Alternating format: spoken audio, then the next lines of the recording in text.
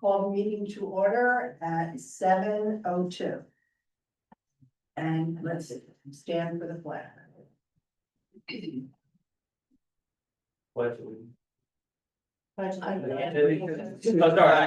United States of America, and to the republic for which it stands, one nation, under God, indivisible, with liberty and justice for all. Let's stand for a moment of silence.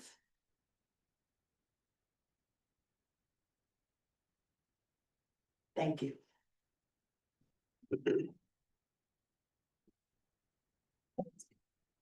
In accordance with the provisions of the Open Public Meetings Act, public meetings may be held in person or by means of communication equipment to include streaming services and other online meeting platforms. This meeting is being held in person and through the Zoom meeting platform, being broadcast from Borough Hall, 748 River Road, Fairhaven, New Jersey. Public participation for this regular council meeting of October 14th, 2025 is available by call-in, phone number, or through web conference Zoom. Members of the public will be on mute until it is time for questions or comments, which will be announced. At that time, the public has the opportunity to question or comment by phone or through Zoom by the raise the hand button and will be called on at the appropriate time. Notice of this meeting was included in the schedule of meetings, which was adopted by resolution number 2025-13 and sent to the Asbury Park Press and the Two River Times on January 7th, 2025. Posted on the Borough website, the bulletin board in the municipal building, and has remained continuously posted as required under the statute. With adequate notice having been given, the Borough Clerk is directed to include the statement in the minutes of this meeting. May we have a roll call, please? Councilmembers Cole. Here. Unicelli. Here. Hoey. Here. Koch. Here. Barbara. Present. Olson. We also have Administrator York, Attorney Sobel, Attorney Allen via Zoom, CFO Britton, Engineer Burdell also by Zoom. We'll move on to workshop session. The first order of business is the Eagle Scout project signage. Chris, will you take the lead on that, please? Yes, and do we have the sample sign? Allison? Yes, you have it in the packet. Is there a packet? Yep, perfect. So just as a follow-up, from a couple governing body meetings ago, the mayor had put a request out to have a, rendering of a sample sign for the governing body to take a look at. Everybody has a copy of it that's in their packet. That's the scale. I have an actual physical copy. If anybody wants to see it, I'll pass it around.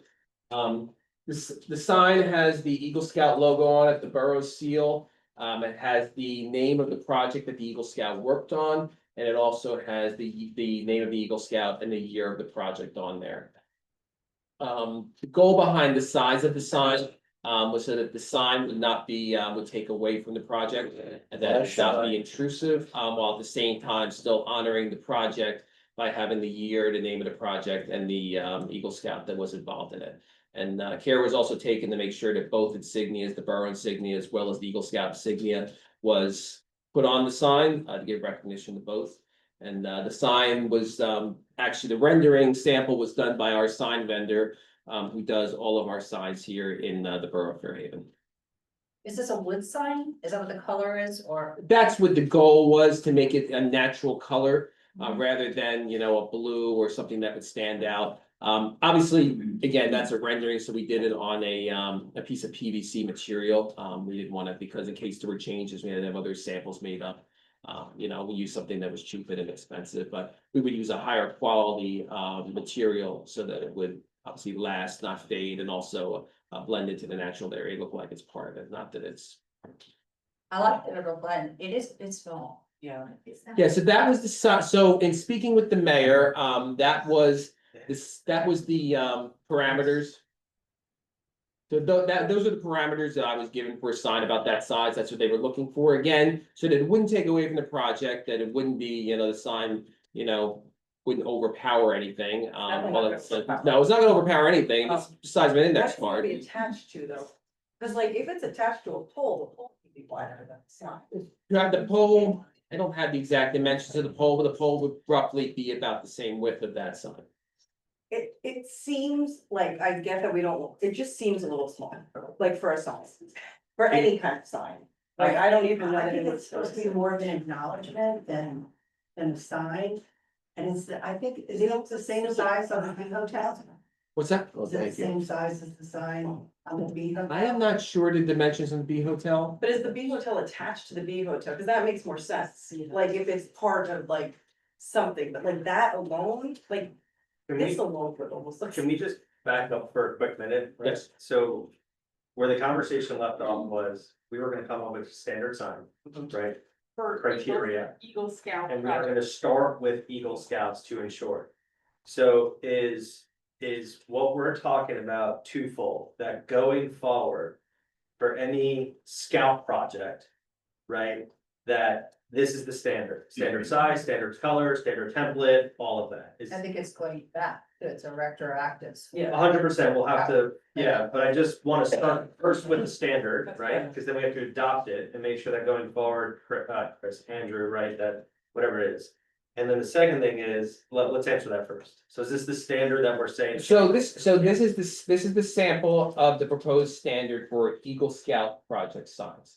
And again, to make it easier for the governing body, and again, anybody in attendance, we had a rendering made up of what the sign would look like in real life. But those are the size, the dimensions of the parameters that were proposed to me. To have our sign vendor design and what wording, again, keep the sign so it's. Yep.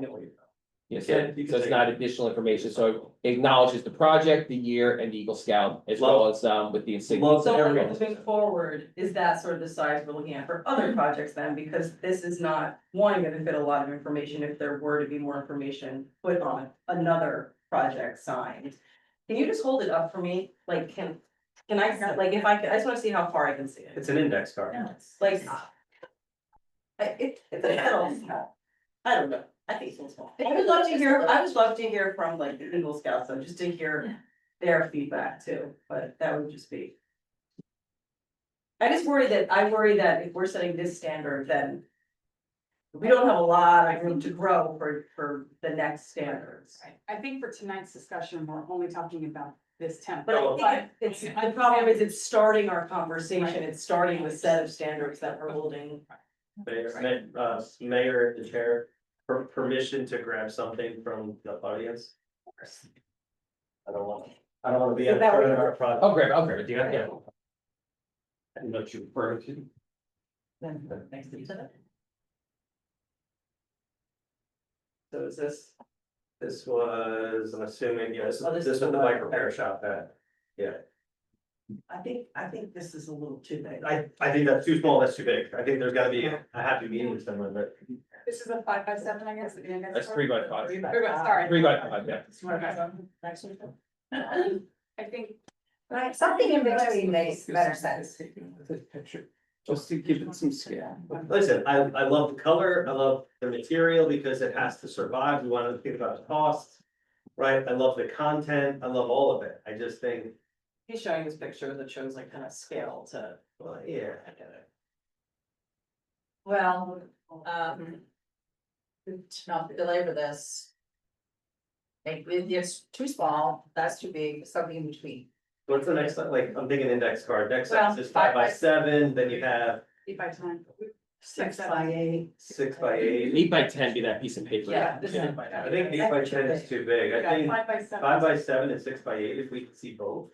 What, just out of curiosity, what did they say that the 250 plaque was gonna be? 9 inches by 12 inches, put in the ground. In the ground, Yeah. so again, that's like a different thing, and This is just about Boy Scouts. I get it, but I think it's not ultimately just about Boy Scouts, we're starting with the Boy Scouts, but this. Well, even just for Boy Scouts, it's too small. It's like trying to say, it's not acknowledging it, it's like, oh, hey, if you wanna go find it, Yeah. there it is. And it's Can not we the ignore information that they want 5x7? to either. That was that. How policy would it be, Chris, to make the same mock-up for 5x7? I'd like to see 6x8. I To be honest, they didn't charge me for that sign because they know obviously, it's a sample and we've done a lot of business with them, so. I could easily get a 5x7 and a 6x8 or Right. whatever the next sign. Is it possible to ask the Boy Scouts though, just, or Cubs, I have a question generally for Eagle Scouts, do they? Wait, real quick, just, Yeah. I'm sorry, I want to follow process, Mayor and Chair.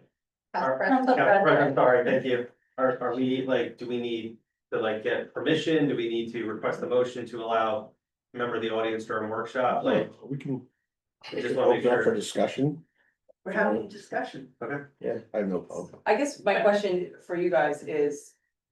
Do the Eagle Scouts generally make recommendations on what they like on the signs too? And does that, not that we have to go by their standards, but generally, what do they suggest? Would it be more information that they like on it? Can you guys read that sign, just so you know what's on it? So the That's public knows what's on Yeah. it, yeah, I think it This is helpful to know. Did you want me to read it? yeah. you're- This bike repair station is dedicated to the people of Fairhaven, New Jersey in the spirit of advancing our cycling culture. It was paid for by donations from our community members and friends of scouting. Special thanks to the members of the Troop 125 and the employees and officials of Borough of Fairhaven for supporting the project. Eagle Scout Jack Rodriguez, dedicated July 4, 2024. That's lovely. Cause weren't we talking about this being a little bit more informational too, like we love that kids stop and read stuff, I mean, that came up, I know, in our last discussion. I think some context is great, but. It's a little bit more eloquent. So if there are gonna be many more Eagle Scout projects. We hope, right, we hope, Just a hope. right? You know, I guess the question is, how much information do we want to include, right? I think that's fair. And so let's think about what we want to include, and then we can think about the size, right? Yeah. So, That'll dictate. exactly. So, the wording on the current 3x5 template, is that enough information? Do we want more? How much more? Do we mention thanking people size. too? Is that a Yeah. piece of it? Do we wanna thank people? Do we not want to thank people? Permission to just put a stream of consciousness out there, so out of everything on here, well, my favorite part of this is the first sentence. The bike repair station is dedicated to the people of Fairhaven in the spirit of advancing our cycling culture, right? I think if we somehow can capture a one-liner, right? With the components of this and a slightly larger sign, that would be a happy medium. Like a Slightly one-line larger than summary. this. Slightly larger than Project, this, yeah. because I love that, like, I love knowing that, hey, this is an Eagle Scout project. Advancing cycling culture, right, it gives a little bit more meaning and purpose behind it, and it will long outlive any of us. So I think if we go slightly bigger.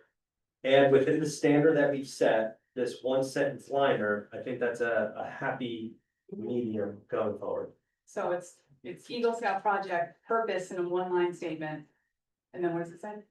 Then it's got the Yes, scout. Yeah, Yeah. The little- name of the project in the Scouts in the year. Is there a date on that one? 2025. I love, I think it's safe. I'll just add the one liner you're calling it, it's an expression of our community values. Mhm. And that's why it resonates for us. Yeah. We're like, yeah, that's matters to us. So it's referred as a mission statement? Yeah, you could refer to as, Yeah, why they even did the project?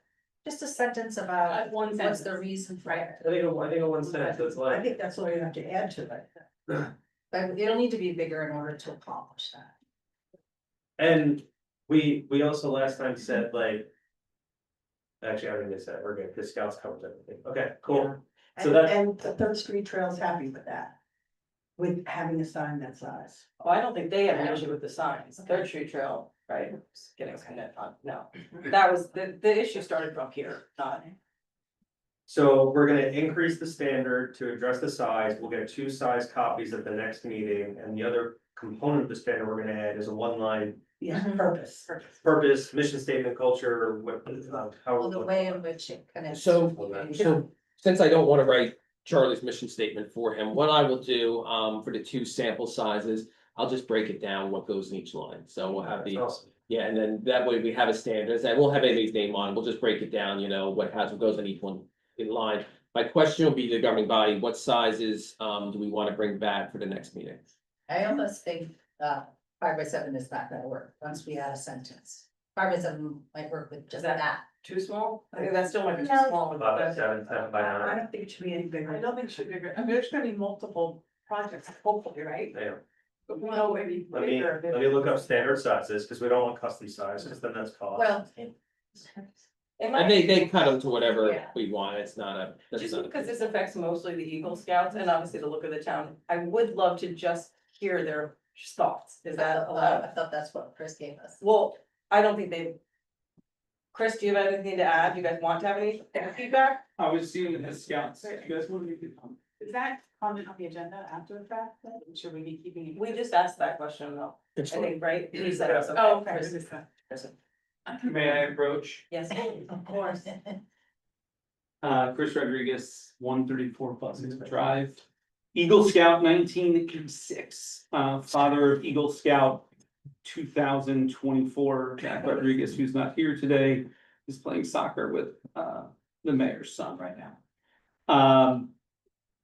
The purpose of the sign is to market so that people can know that scouts are doing good things in the community and learn a little bit about the thing. And so, for my Eagle project back in '86, we had a sign smaller than that one. Probably somewhere between the two.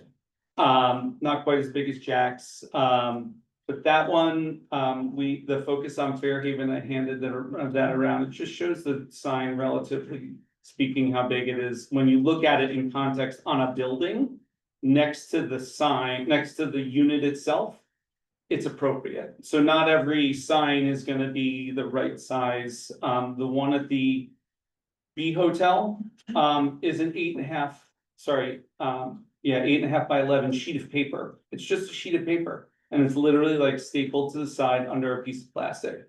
We can take that down and put this up, because it's gonna last a lot longer. I think that's a great idea. I think that the sign size shouldn't be any more than, that's a 12 by 12. Should not be any bigger than that, and frankly, if it's gotta be smaller, I think we're all fine with that. I was looking over to the scouts before, and I don't know that they're not Eagles yet, so they don't have an opinion about this particular topic yet. But I do wanna pave the way for these young scouts to be recognized for the thousands, so 1,000 hours have gone into this town across 7 projects over the last 9 years. So I went back and I looked it all up.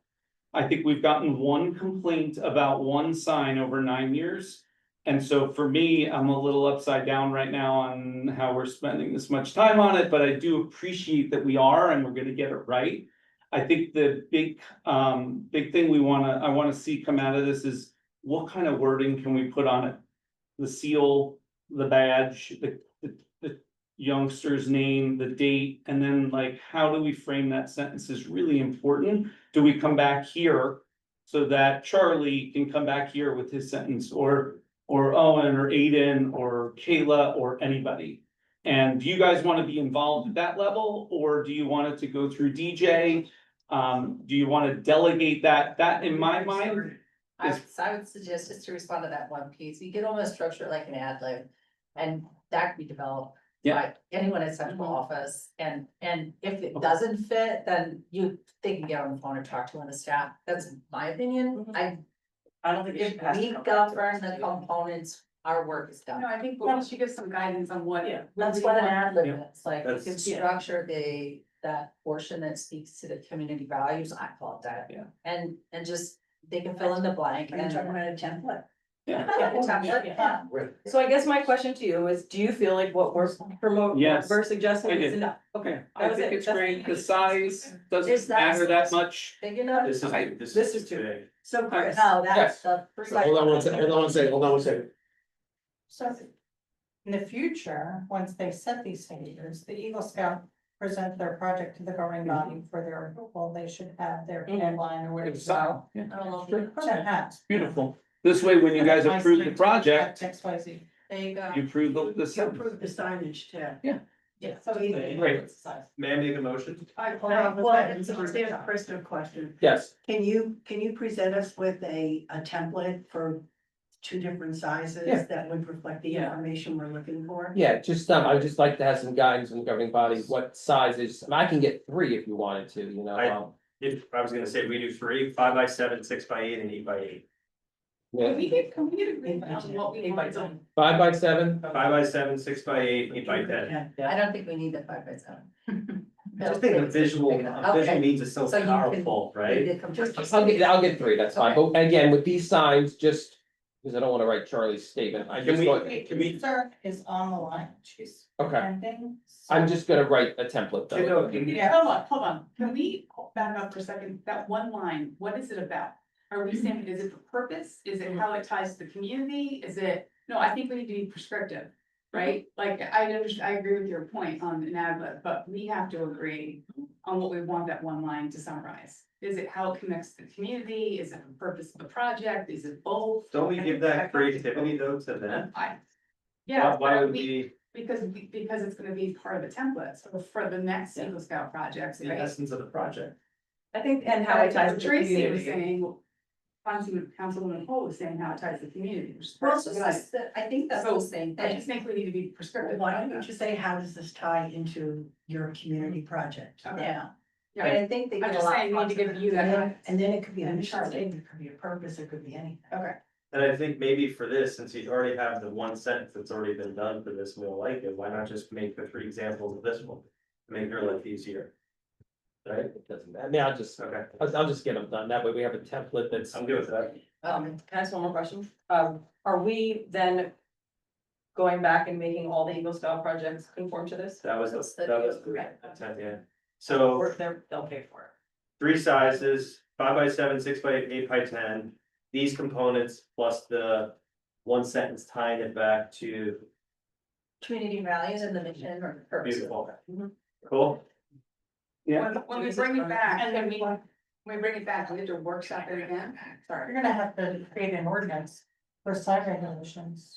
Right. But at the next meeting, we should at the least be able to give direction to Charlie and say, hey, Charlie, here's the standard. Go ahead and create your sign, right? It's not already- Well, no, if we're gonna create an ordinance, then they probably wanna just wait until. Yeah. That's what I'm guess what I'm Codified trying to before. get at is, can we fast track this, like, do we have to reworkshop it? Yeah, because we don't know the size.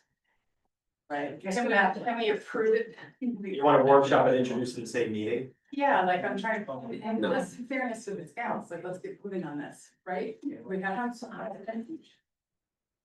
I have Mrs. Friend with her hand up. Okay, but I'm gonna finish that. Ask her hand up. Let's do what she has to say.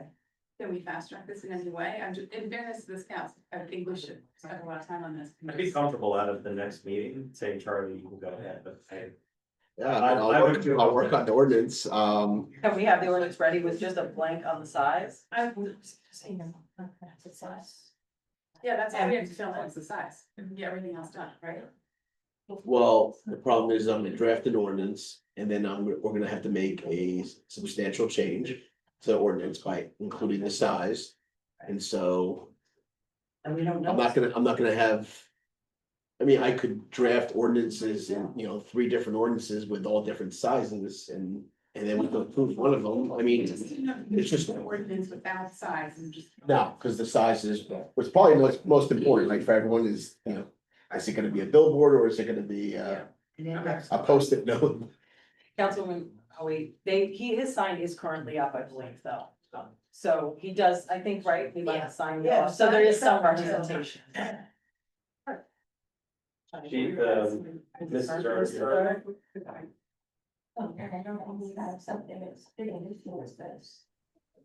Jarvis. Yes, can you hear me?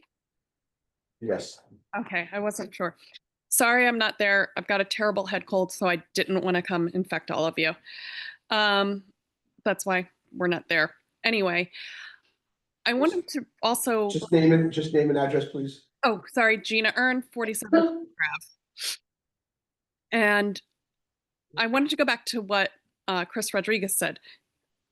There have been 7 signs in 9 years, and this is what we're making a big deal about.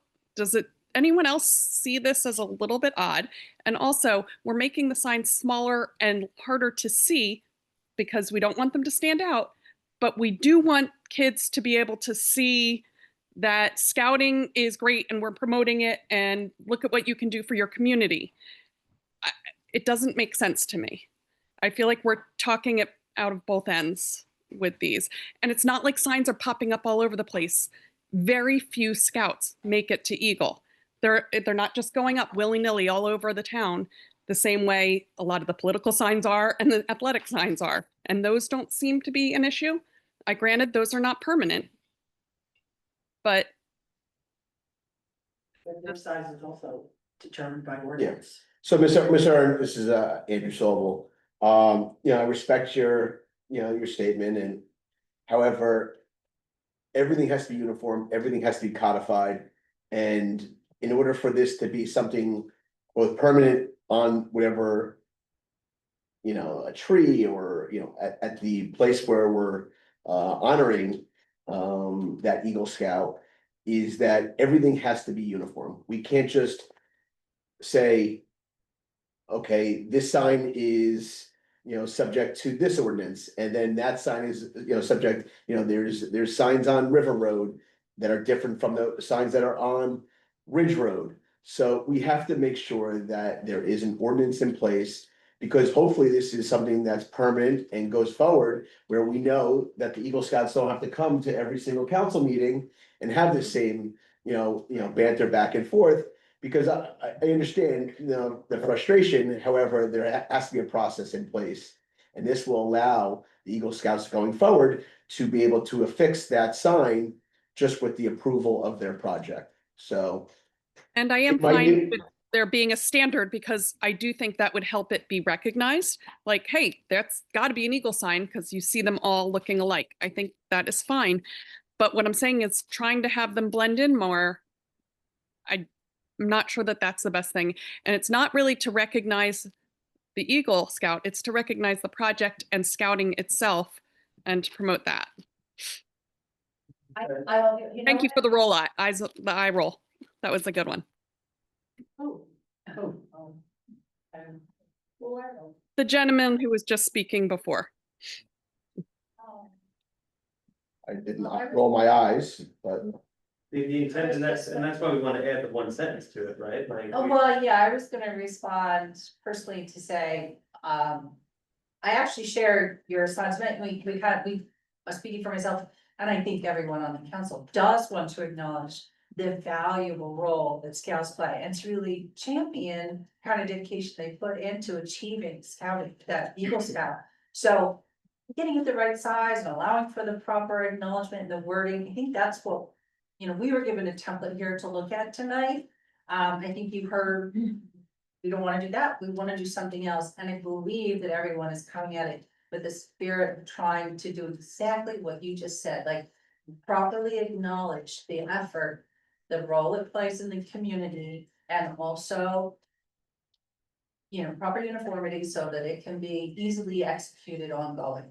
So our next meeting will have 3 options, and I'll reach out to sign vendor tomorrow. we'll continue the conversation. And I just want to confirm one last thing. We do not want any kind of acknowledgement to anyone else who helped with the project. We're saying that, That's okay. okay. wait, what's that? Because it goes with the essence of a scout project with the fundraising. All of the signs that have come before us, that one and Charlie's, all included thank you to some of the other groups that helped. So I'm just wanted on record that we're saying that we're not looking to thank anyone else. We're just going with the template of the point of the project. They scout the year it was dedicated, But essentially. are we, But that's what we're saying. We're saying we're not but thanking are we anyone else. including the individual's name or we're not? We are including the individual's name. Scouts. Scout's name is absolutely not. So just to clarify, it's gonna be the borough seal, it's gonna have the scout seal on it. It's gonna have the name of the project, a 1 sentence, either mission statement or point of the project. It'll have the scout's name and the year of the project. Yes. And that will be on the template, and we'll have it 3 different sizes, 5 by 7, 6 by 8, and 8 by 10, for the next governing body meeting for the council review. Perfect. So it's only gonna be a workshop then next meeting. Correct. Yes, Hey, Chris, real quick, the scout seal, is it oval? yes. Yeah, it is oval, all right. So I'm gonna leave this with you, and then I'll come back and. No, that's fine, that's okay. Let me see that. Okay, let's take a picture of it. Cool. All right. Let's move on to the PTA Color Run event request. This is by the PTA. They've done the color run in the past. The council has given their approval for the color run.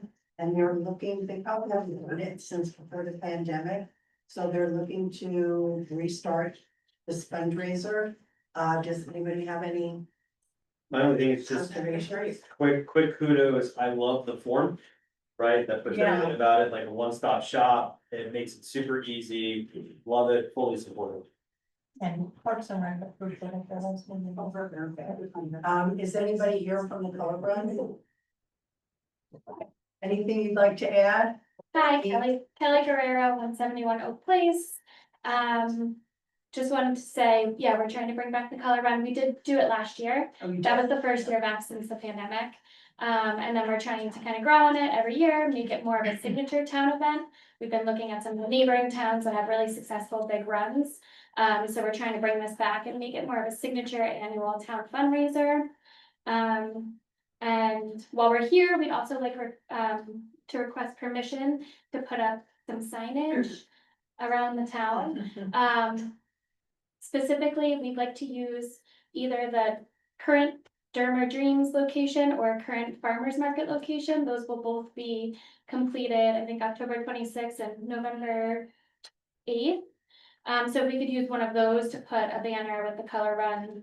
We have a logo that we created last year that we'll be using annually, and we would put the location, the date, and the time of the event.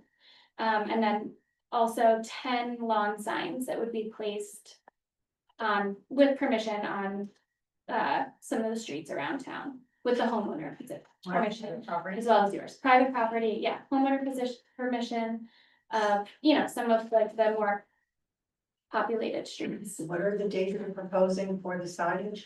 For the signage, since we're looking at one of those locations, looking back like 2 weeks prior to the event, so if we were to use the farmer's market, we would wait for that sign to come down and go up maybe November 10th. If we use the Dermer Dreams, we can say November 10th for either location. And similar with the lawn signs. When would you start? When would we start the signage? Yeah, November 10th. Sorry, that would be like the big location sign. The lawn signs, we'd like to start sooner if possible, maybe the week of October 27th. Just kind of looking at the calendar, because we'd like to open our online sales soon after we've been given permission. We haven't started online sales yet.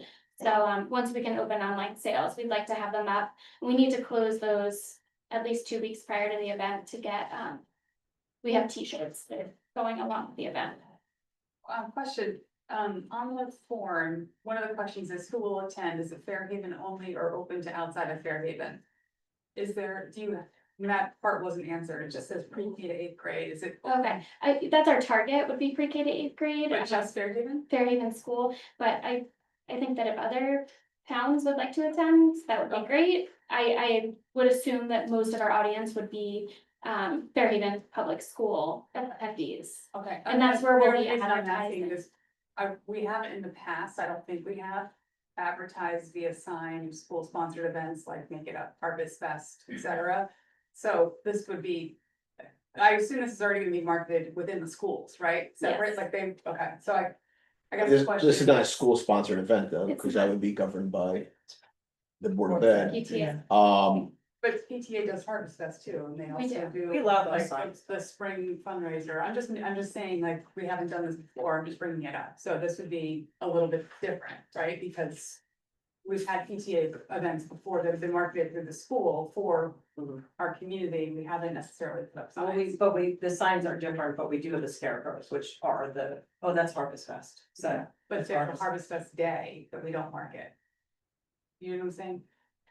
I understand, and I have a point of clarification, any signs on someone's property, we can't. It's they- private. It's private, so it doesn't matter, so the sign approval that part doesn't matter, the only sign that we're really approving is the one in the entrance. Right, and that's one thing I have a question about is. I forget, when we approved Dermer Dreams. What days were those approved for? 'Cause I know, isn't there a big event coming up? Yeah, October 26th. oh no, she's saying it's coming down to the 26th, you said. I'm not positive exactly when it's coming down. The event that they're advertising for is October 26th. Okay, so this would be after? This would be after. Okay, But the Got it. Dermer sign is also temporary, right, because of the farmer's market sign, the farmer's market location is the official Yeah. sign location. Dermer Dreams is Let's see, September 14th to October 26th. Just looked at my answer. I guess I'm just wondering why we need to, if the students, if the main audience are the students. And we're marketing to them, do we need a sign for this? Like, in other words, advertising to other towns that might be coming in. Kelly, Or do did we you, have it in did you use a fundraise? banner sign last year? No, we haven't. We're just trying to grow the event. Yeah. Last year we had about, I think we had somewhere around like 250 runners, which is great.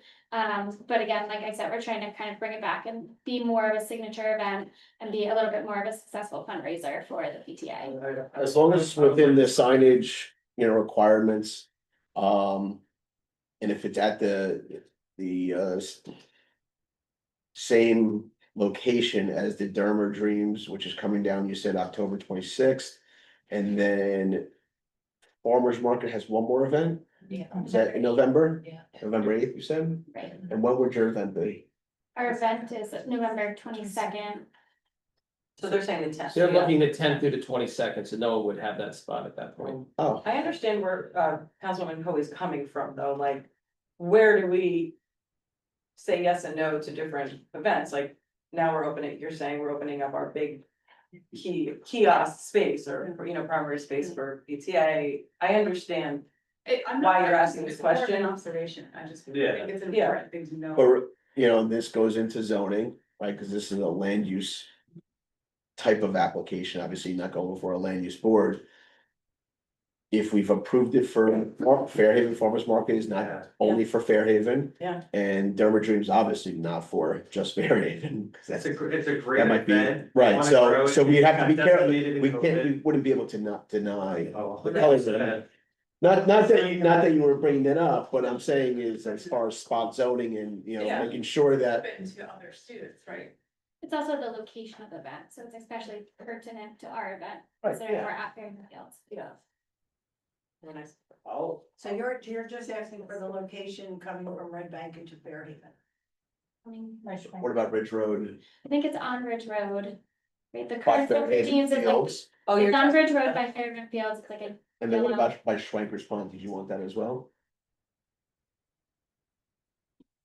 do you have two signs? yeah, we only have one site right now, I but don't- So the we Ridge can Road get another location. sign. The The Ridge Road Yeah, Road location was where we were looking. the one by Fairwood Fields is temporary, that Derber sign. No, but there's the farmer's market sign behind it, which that's. So there's two permanent large No. banner sign locations? There's the large banner sign location is where the farmer's market sign is. Correct, there's not Derber- one at Fairhaven Fields. There's one that very good. Yes. On Ridge Road.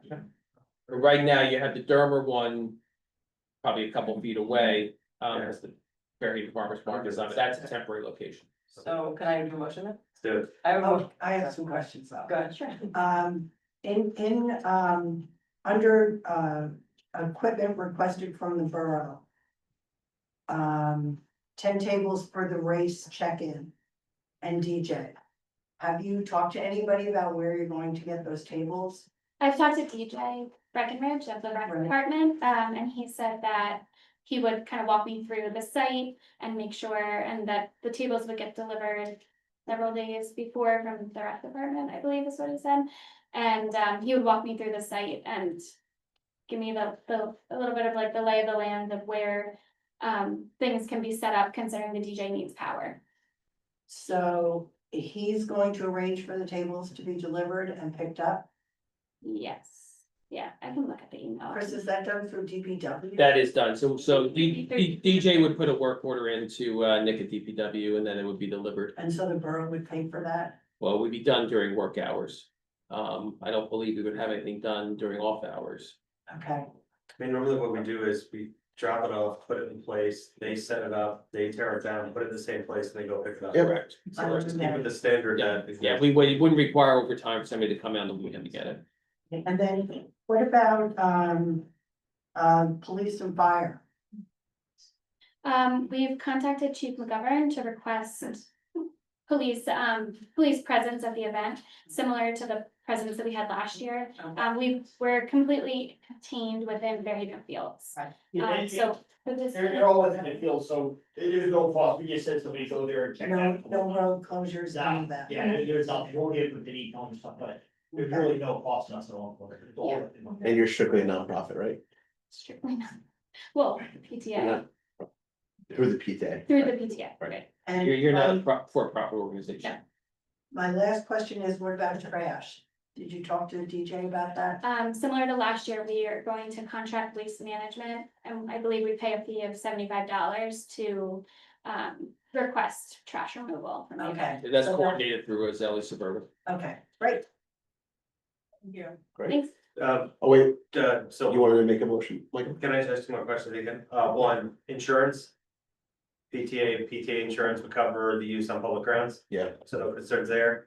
And then volunteers, normally when we do like it's a public space, so. check, and then like the volunteers, like the volunteer forum, right? So like when we do Third Street Trail, the volunteers that are coming out to do it.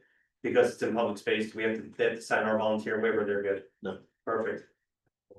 So I make a motion to approve the color run on November 22nd and allow them to put a sign up on Ridge Road. Correct? She wanted to go for it. For how, but we have to. No, she said only Ridge Road. Yeah. November The dates. 10th, Oh, November on- 10th to the so starting 22nd. on the November 10th to 22nd. 22nd. Second, It's gonna come down that day. When is the, Or- when is the, 23rd? there's shops fall, Okay. when did I get on the well, date? she did, she I did, did. she already made a motion, Sorry. right? Okay, Shots full. Changes it. second, It's my birthday too. no, it's 1 week. So, sorry, I'll second it. Discussion? Sure.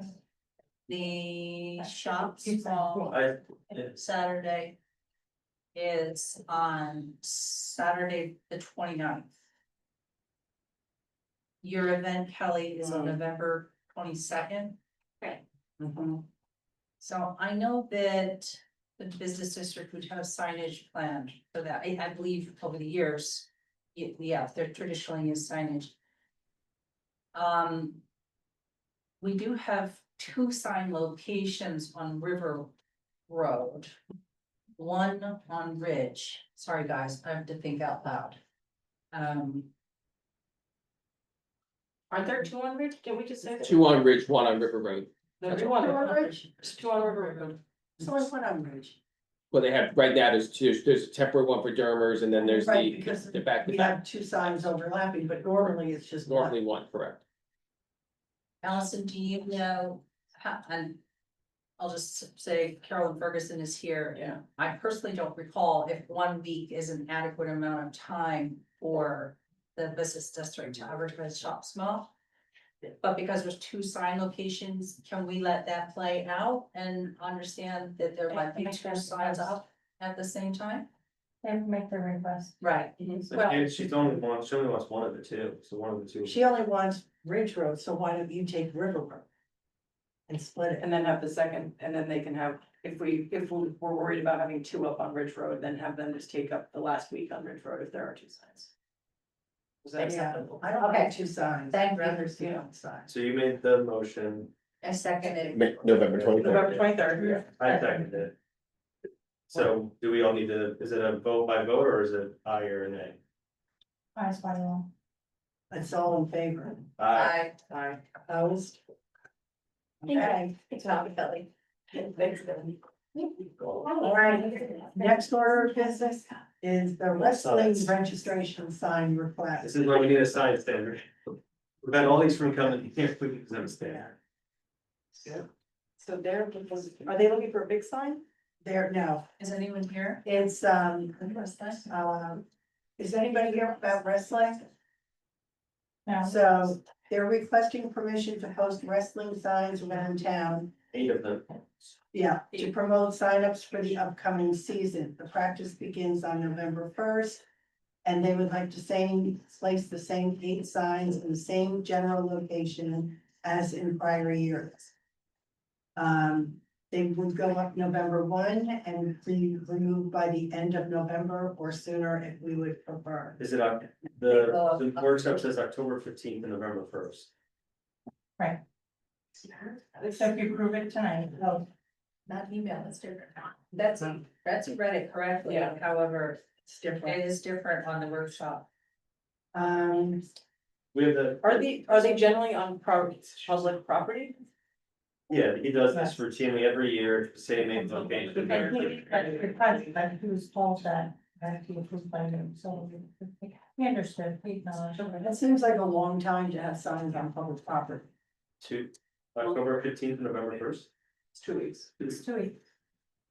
Oh, I got November. No, he's 30th. saying- Yeah. No, he's saying end of November. Yeah. So that's 6 weeks. He's His saying, registration is till November 1st. Yeah. Oh, it said I'll remove them Two by weeks. end of. It says October 15th. I to spoke to November him, 1st. and I told him these are the time frames, and he was fine. Okay. I'll make a motion to approve as is 8 signs, 15 October to 1 November. Second. just wanna clarify that. Okay, next we have the beautification committee update. I do have Susan is not here, she asked me to mention a few things, I think everybody's got copies of it. The dedication for benches and trees, we'd like to replace because they're not repairable, the benches in Memorial Park and in the pocket parks. They're also proposing benches at 21 Fairhaven Road, hoping that those benches would replicate the benches at the Denormandie Park that are made out of stone. Also, any of the benches that will be placed will be standard benches that will be identical to what benches are existing now in Fairhaven. The beautification committee is also proposing, with Sherry's approval and recommendation, trees along the fence at McCarter Park, the fence that separates the park from Sickles School, and alternating the trees with low maintenance bushes, and Sherry has made several recommendations as to what the appropriate plant material will be. And lastly, the buoy tree, they are going to do the buoy tree again. They'll be selling buoys for residents to decorate, and they will be lit on December 5th. I just have a couple things, I really want to see cut sheets on the proposed benches. Yeah. I really, the same one. that's not adequate enough for me, I wanna see the cut sheets, I wanna know the size, I wanna know the materials. I know we just power washed the benches in Memorial Park, so, before we deem them, The ones calling. yeah. So some of them are, by the way, some of them are, and anyway, so the cut sheets will tell us dimensions, materials. Did you one second, Allison, haven't we already approved that? The benches? I think it's already been approved. Hasn't come here. Last, we didn't, we Yeah, know, we, oh, maybe the last. well, we didn't approve actually the benches. No. It was approved a couple of years ago when this first surfaced. A while back. Yeah, when you yeah, started yeah. your tree and bench. Yeah, when we reinstituted the tree and bench program, it was already. Well, we're talking about. With the instituting a bench program. beautification? I wanna see the cut sheets, I wanna know, I I wanna see know, what but the it bench has- looks like. But when did the beautification group start? Just only recently, so how Yeah. can you approve the Couple years. Yeah. Yeah, and they're doing it with the foundation. I think where I'm getting a little stuck, I do like the idea of benches, but like. We're giving the Eagle Scouts this much, and then who's getting the dedications on the benches? Who's paying for the benches? The borough, correct? No, it's all donations. So then who are like, who gets first right to get on those benches? Like, Anybody that's. so there's gonna be like. So like, but we put it out there, and so 5 families Yeah, get, yeah. That's exactly how it's worked. And the signage is smaller than on those benches than what was proposed, yeah. It's just like the, when we planted trees on Third Street Trail, it was first come, first served, right? yeah. But no, but there's no limit to there's more trees can go up, like There's no limit to the number of trees or benches. Well, so that, I think there should be a limit to benches, we're gonna have benches all over, like, I mean, I think that gets to the point of like. Okay, now we don't want little signs, but then we're like, throw benches everywhere, I'm okay with benches, it's just, I feel like we're being like. Really What's the standard? uneven about what we're allowing, and what we're not allowing. I'm just, Well, unfortunately, I think it's already been approved. well, it's up for discussion, so the discussion is happening right now about. We are talking about putting appurtenances in public spaces, these are design decisions. It's based on the program and how the space is used. And some of the benches we have are wonderful. Some of the benches are not holding up. When I ask for the spec sheets, I think that's just basic due diligence. I would like to see it too. They might just be the same benches we have, but I still wanna see the information on them. Yeah, That's what I'm asking for. And DJ has that, because DJ was going to do one to order. Okay, I then would like to can we see see that? I will ask. I will have Yeah, I'll DJ coordinate with DJ tomorrow, And have him send you. yeah, we'll distribute that to the council. And then the trees, what trees are we picking? Are they native? Like who's deciding what trees? You said you're talking to Sherry Yeah, Sparrow? she decided. She decided which trees? Well, And it's all again, native plants. procedurally, the Shade Tree Commission has jurisdiction over trees and public lands. So I suggest that this take a Well, turn once- over there and Once let them the, weigh in. They've got a resource guide for Right. natives and Shari advises the Shade Tree Commission, so. once the trees have been decided upon, because she gave several choices. Once they just look at their budget and they've decided on the trees, they will then send it over to the shade tree. They can't do that until they know exactly what trees they've chosen. The Shade Tree is capable of helping to advise on tree selection. It's And actually, They they've got need help, resources. they will ask for it. So, the beautification committee, they ask for it. The beautification committee doesn't need to go to the Shade Tree Commission. But if the beautification committee is sponsoring this, You need to go to the Shade Tree Commission. Yeah, but it's on public property though. It's on borough property, so like, but again, we're going. Yeah, it's regulated. You know what, you need to, I'll ask Susan to come to the next meeting, she can give you an explanation. I'm Procedurally, representing Like the a permanent information. tree versus a little sign, like it just, again, like I just feel like we're like, oh yeah, throw the trees anywhere, we're not gonna have way We're in. not just We're gonna. throwing trees in. Be reasonable. I know, I don't Not mean, throwing well, trees. I agree, sorry, that was a Can you little bit, please but like, get a little clarity on procedure, gentlemen? I'd love to know where that's written, just so I can. Well, there's an ordinance that regulates the scope and responsibilities of the Shade Tree Commission. So, did you wanna clarify some of that for us? Well, I mean, we have to look at, what are we trying to accomplish right here, right? Right here tonight? No, what's the request? What's the Right. There action? is What do no we- request. There is no. request. Benches have been It's just previously- shade. Right, Trees. Benches? Broad trees. So there's. No, no, I understand. So there's many, right, the beautification committee. We're talking about installation of benches, right, that's already been previously approved, right? And then we have the shade, I guess the shade trees that you want.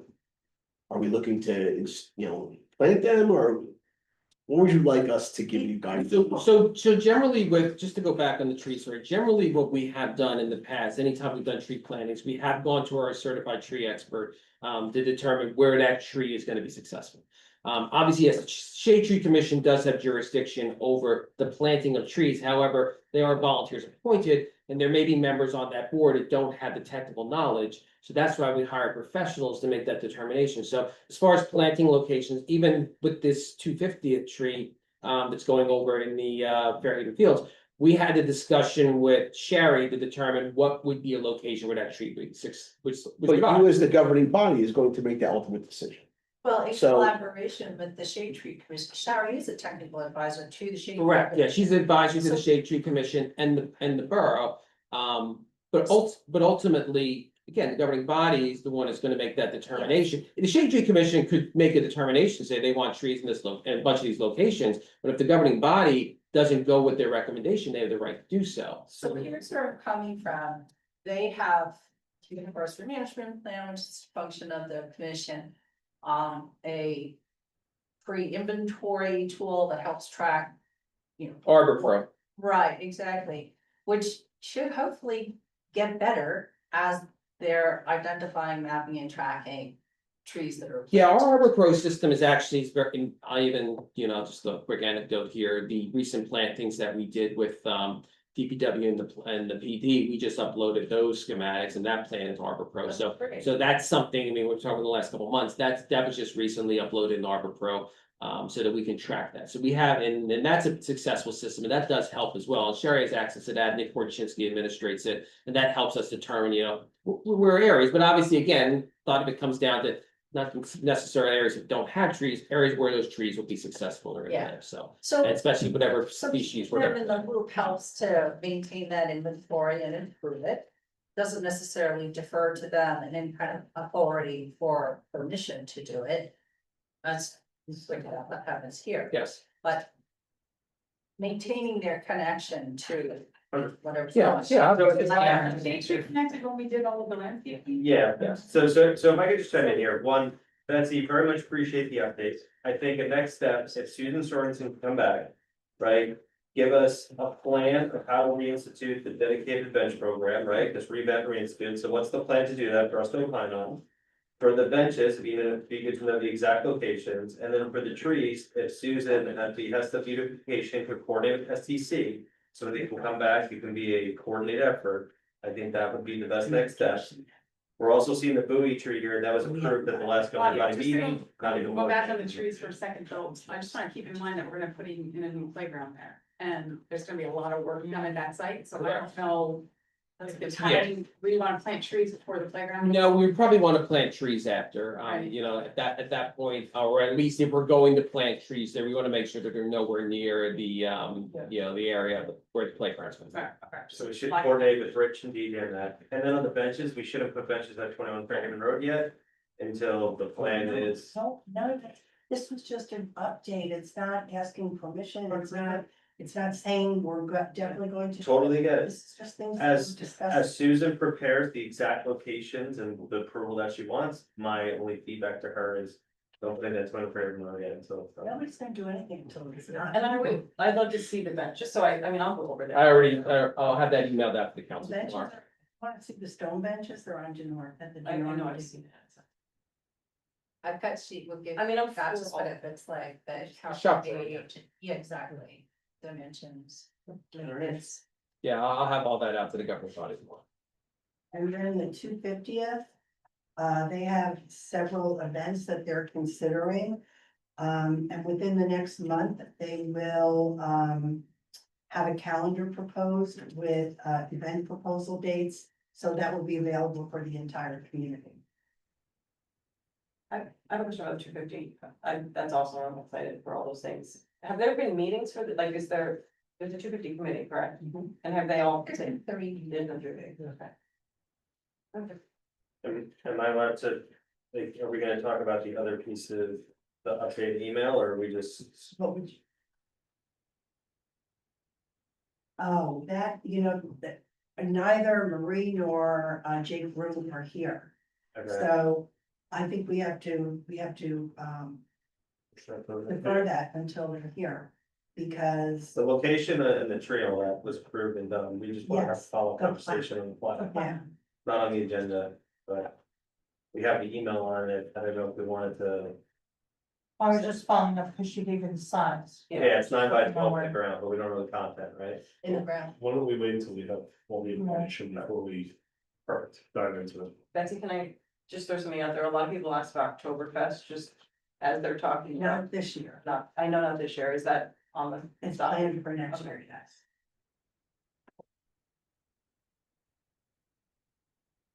And, 250, update? Right. Apologize for my tardiness, moving along, we're at 2025 best practices. So the best practices survey that we're required to do every year through Division of Local Government Services. Nancy, Allison and I, we had a conference meeting the other day, completed it. Nancy did the webinar, submitted it. Our current score, and if you take a look, there's rubric scoring sheets here. Our current score was a 41. So any municipality that scores a 32 or better will have no state aid withheld. So we're at 41, so I say we're in good shape. So again, big thank you to Nancy, our CFO, and Allison, our clerk, for making sure that our that everything, our best practices are continued to score high, and we're in good shape. And I'm assuming to get a better score, it's not like you get more aid. I wish, correct? I wish, Okay, I wish. great job. Yeah, hold on.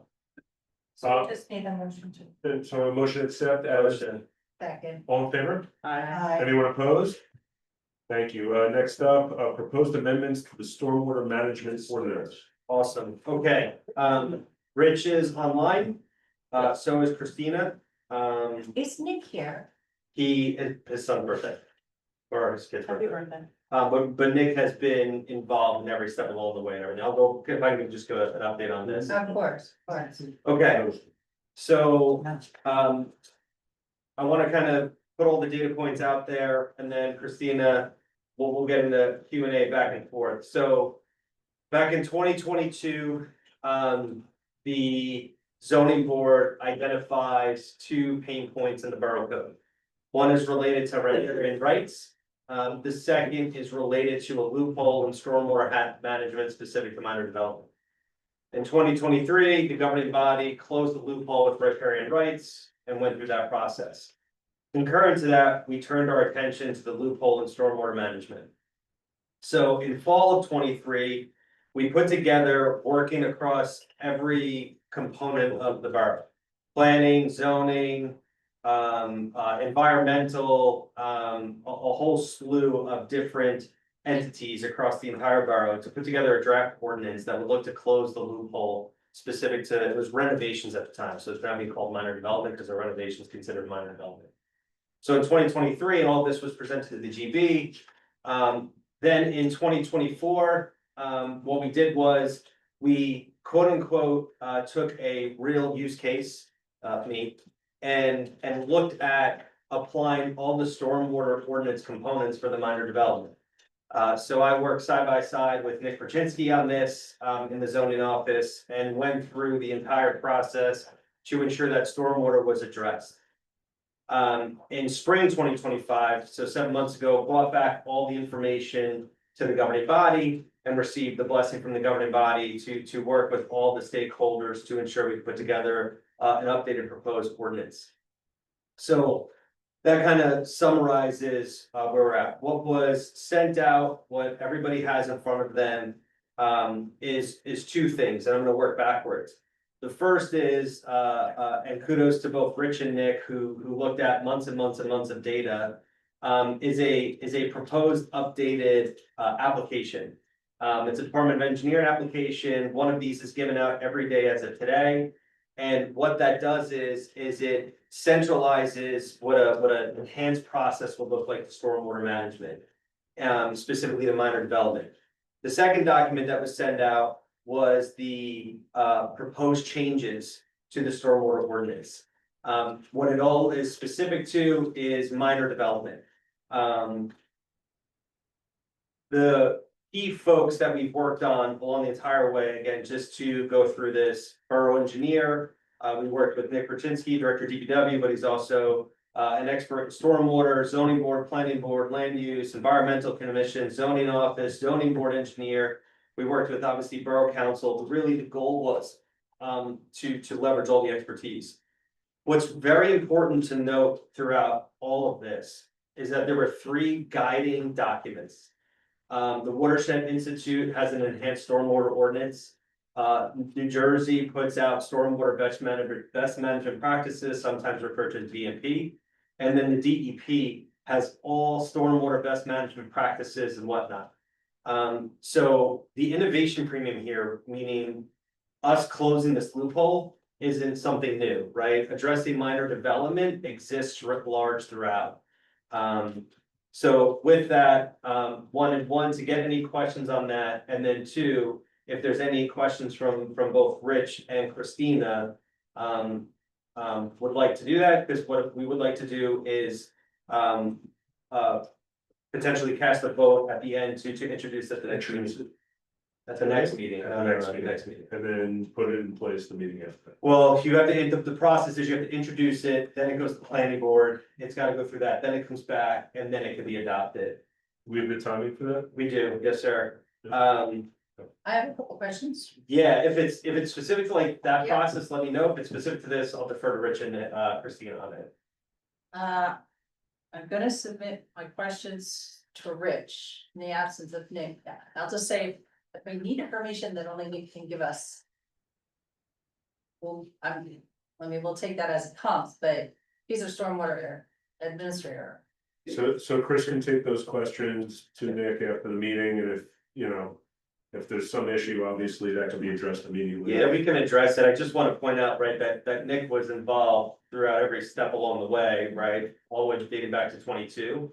The only reason he's not here tonight is because of his family commitment. Yeah, And however, I haven't had an opportunity to submit my questions to Nick, so I'm just gonna reference that as a starting point for where I'm at. But you mentioned minor development, and I wanna clarify, you said renovation would qualify as minor development. I'm an addition, so if you, there's another document that was sent out, so. the- Well, I recognize the minor development as an addition, involves some site disturbance and so on. Now renovation. addition, yes. It's not. No, unless So there's. for site disturbance. renovation, it's not minor. Correct, the reason I said renovation was because my house included both an addition and renovations, so. Well, for the public here, they should understand this, and renovation wouldn't trigger. Sure, so if you just give me a. Trigger though, wouldn't it? Well, hang For on, renovation, it just- doesn't change that, let's ask Rich. Well, hang on, if. Look at the definition. 100%, but if you're gonna reference me specifically just now, right, it's a new dwelling. Right, and there's a certain minimum square footage that exists, right, it's a new dwelling. Where you keep it on the same foundation, impervious surface over 400 square feet, a swimming pool, a retaining wall, and fill over 10 cubic yards. Those are the 6 categories, and Rich, you could take it from there, that Rich and Nick put together based on minor development, right? Are these your definitions? They're in here. Or is it part of the best practices from the, okay, thanks. You wanna go through it real quick? Yes, good evening. So one of the couple things off of Councilman Drew's discussion is we want to simplify the process for everyone. Not everybody coming to the land use office is a developer. It could be a homeowner, it could be an applicant, it could be a small contractor, etc. So what we did was we took a look at all the type of projects that have been occurring throughout the borough, whether it's a new dwelling, a swimming pool, reconstruction of a house on an existing foundation. You had mentioned renovation addition, even adding fill to your property. The reason we're looking to add all of these types of work under minor work or minor development is right now we do comply with DEP. We don't have a definition for minor development. So what this does, it captures those types of projects that we typically see in Fairhaven and allow us to administratively review it, approve it, inspect it, and eventually sign off on it, but also making the process simple for the applicant when they submit. We want the ordinance to read very easy where, okay, I'm going to be putting in a swimming pool. I need a grading plan. I need a stormwater management plan. Check. Or if somebody calls the front desk upstairs and says, I'm doing this type of work, how many square feet are you adding? Oh, we're adding 500 square feet. That's going to trigger stormwater management and a grading plan. So we tried to look at some of these thresholds. Now, granted, we've been encouraging developers to do this for years, as Drew had mentioned, especially with a lot of the new homes, swimming pools, or more larger additions. But this allows us to have a mechanism in place, like I said, administratively to do this. The key is the 400 square feet. So it's 400 square feet of new impervious. So for example, if you're going to build, say, a detached garage, that's 250 square feet, a driveway leading up to that, and then maybe redoing a back walkway or some other type of improvement in your backyard, most likely that's going to trigger 400 square feet, and that will require a stormwater management plan. It's new impervious. If you were looking to reconfigure a patio and add a section of driveway or whatever the case, a walkway or redo a front, or build a front porch, if that cumulative amount exceeds 400 square feet, you need to submit a grading plan to our office for review. Now, the one key thing we should talk about is Drew mentioned the word BMP, best management practice. Not every BMP is a dry well. We are not necessarily encouraging installation of dry wells. We're encouraging low impact type work, whether it's a rain garden, it could be a vegetative strip, it could be a swale, it could be a grass swale to divert water and soak up some of that water. Very, low impact, cost-effective measures, understanding that eventually these property owners have to maintain these BMPs as well. So these are the types of measures that we're looking to put into place. I created that form that's in front of you that has the check boxes based on the type of work. I incorporated all the general type questions that we would like to see answered. For example, is tree removal part of the part of the scope of the work? Are you within an environmentally sensitive area that may trigger DEP? What that does is it pushes the burden back on the applicant to answer those questions, to get the information they need before they come to us. Because what happens is a lot of times they come in the office and we end up spending hours guiding them and showing them how to do it and going out to their property. And I understand that's how a small town works, but there are other ways to push it back on the applicant to get the information they need to have a successful project. Thank you for positioning it that way, by the way, that I thought was a great explanation. Thank you. That's very helpful. Is one of the definitions that would trigger this a percentage of site disturbance? No, we're not basing it off percentage because it would be too difficult for the average homeowner to try to calculate their existing, say, building coverage or lot coverage or impervious coverage as a percent. We thought, and based on the Watershed Institute and some other model ordinances that towns similar to ours have done, they keep it to a square footage. If someone wants to build a 40 by 10 patio, that's 400 square feet. If somebody wants to build a 20 by 20 garage, that's 400 square feet. If someone wants to build double the size of their driveway and it exceeds 400 square feet, then it triggers that. Keep it simple, keep it a threshold, and I think the number is a good balance. A lot of towns have been doing as low as 250 square feet. I think based on what we've seen and looking back at all the applications, say in the last 5 to 10 years, that 400 kind of is right in the middle there. One thing to note, right, Rich, that we looked at was balancing the responsibility of every resident to own some ownership of stormwater management, but not burdening them with too much time and cost that isn't commensurate with that. Right, so finding that balance was something that was looked at, and then obviously using the real data.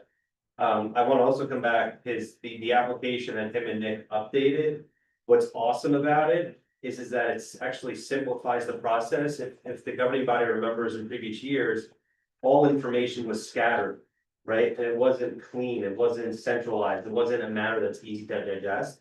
So that was another aspect, right, Rich? We had the resident in mind and the experience that they would have to go through, balanced with the responsibility we're looking for everybody to own. What it also does, it takes the burden off the zoning officer and it puts it back into the engineering department.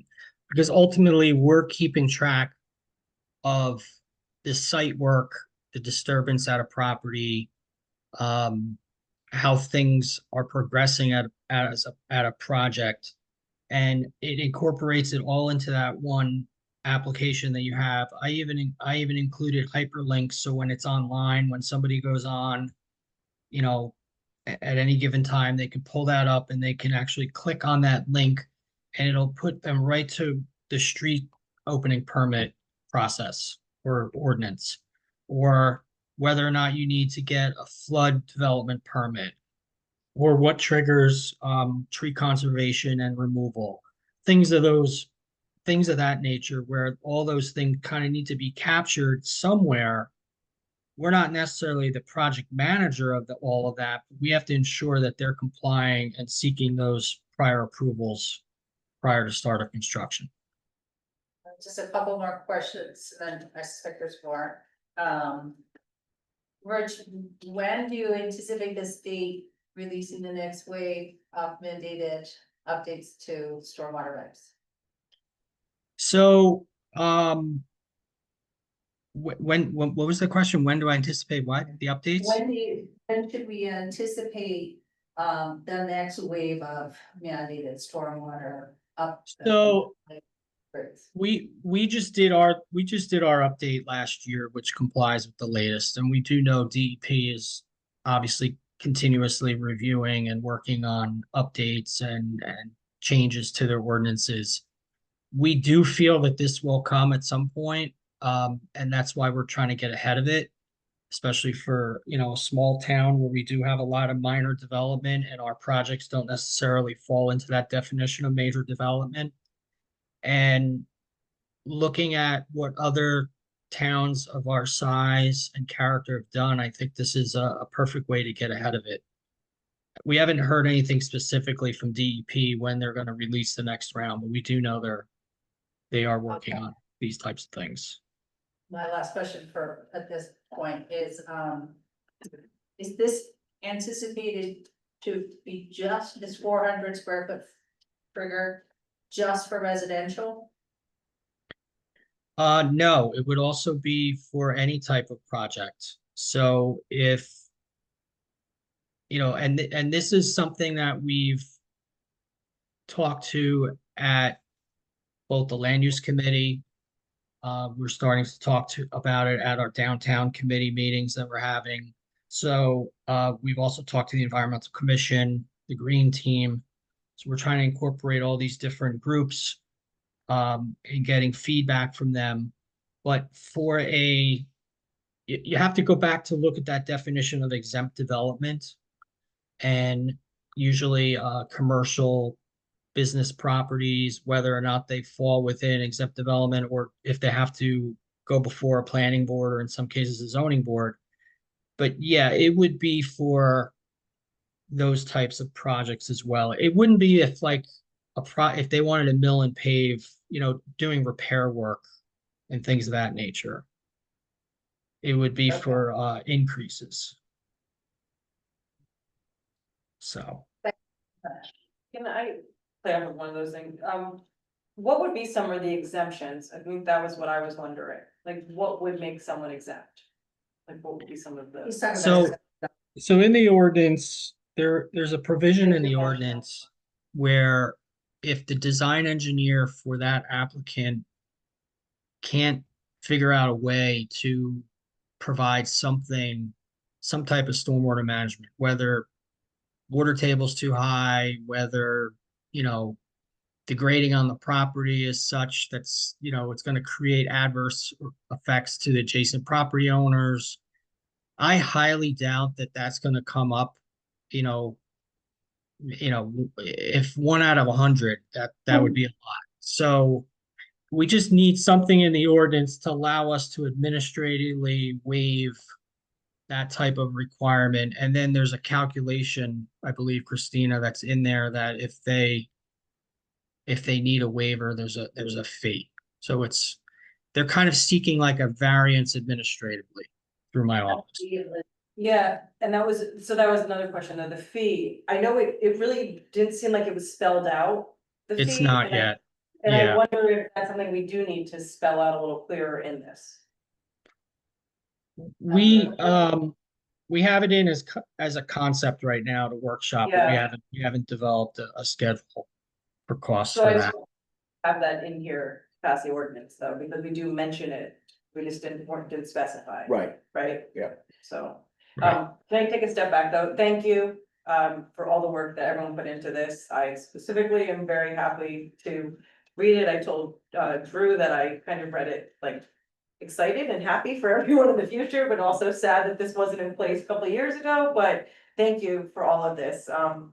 Can I ask a couple of questions? Is that okay? Sure. And I'm sorry to be a little bit specific, but I think everyone knows where that's coming from. So, overall, and this might be more for Christina, but I want to make sure that we've mentioned every minor development has been added to all the definitions, and I couldn't go through with a fine tooth comb, but it seemed like minor development may have been missing from some of the definitions, like some of them only applied to major, but then minor was mentioned later in the definition, but the title said for major renovation. So I think we just need to.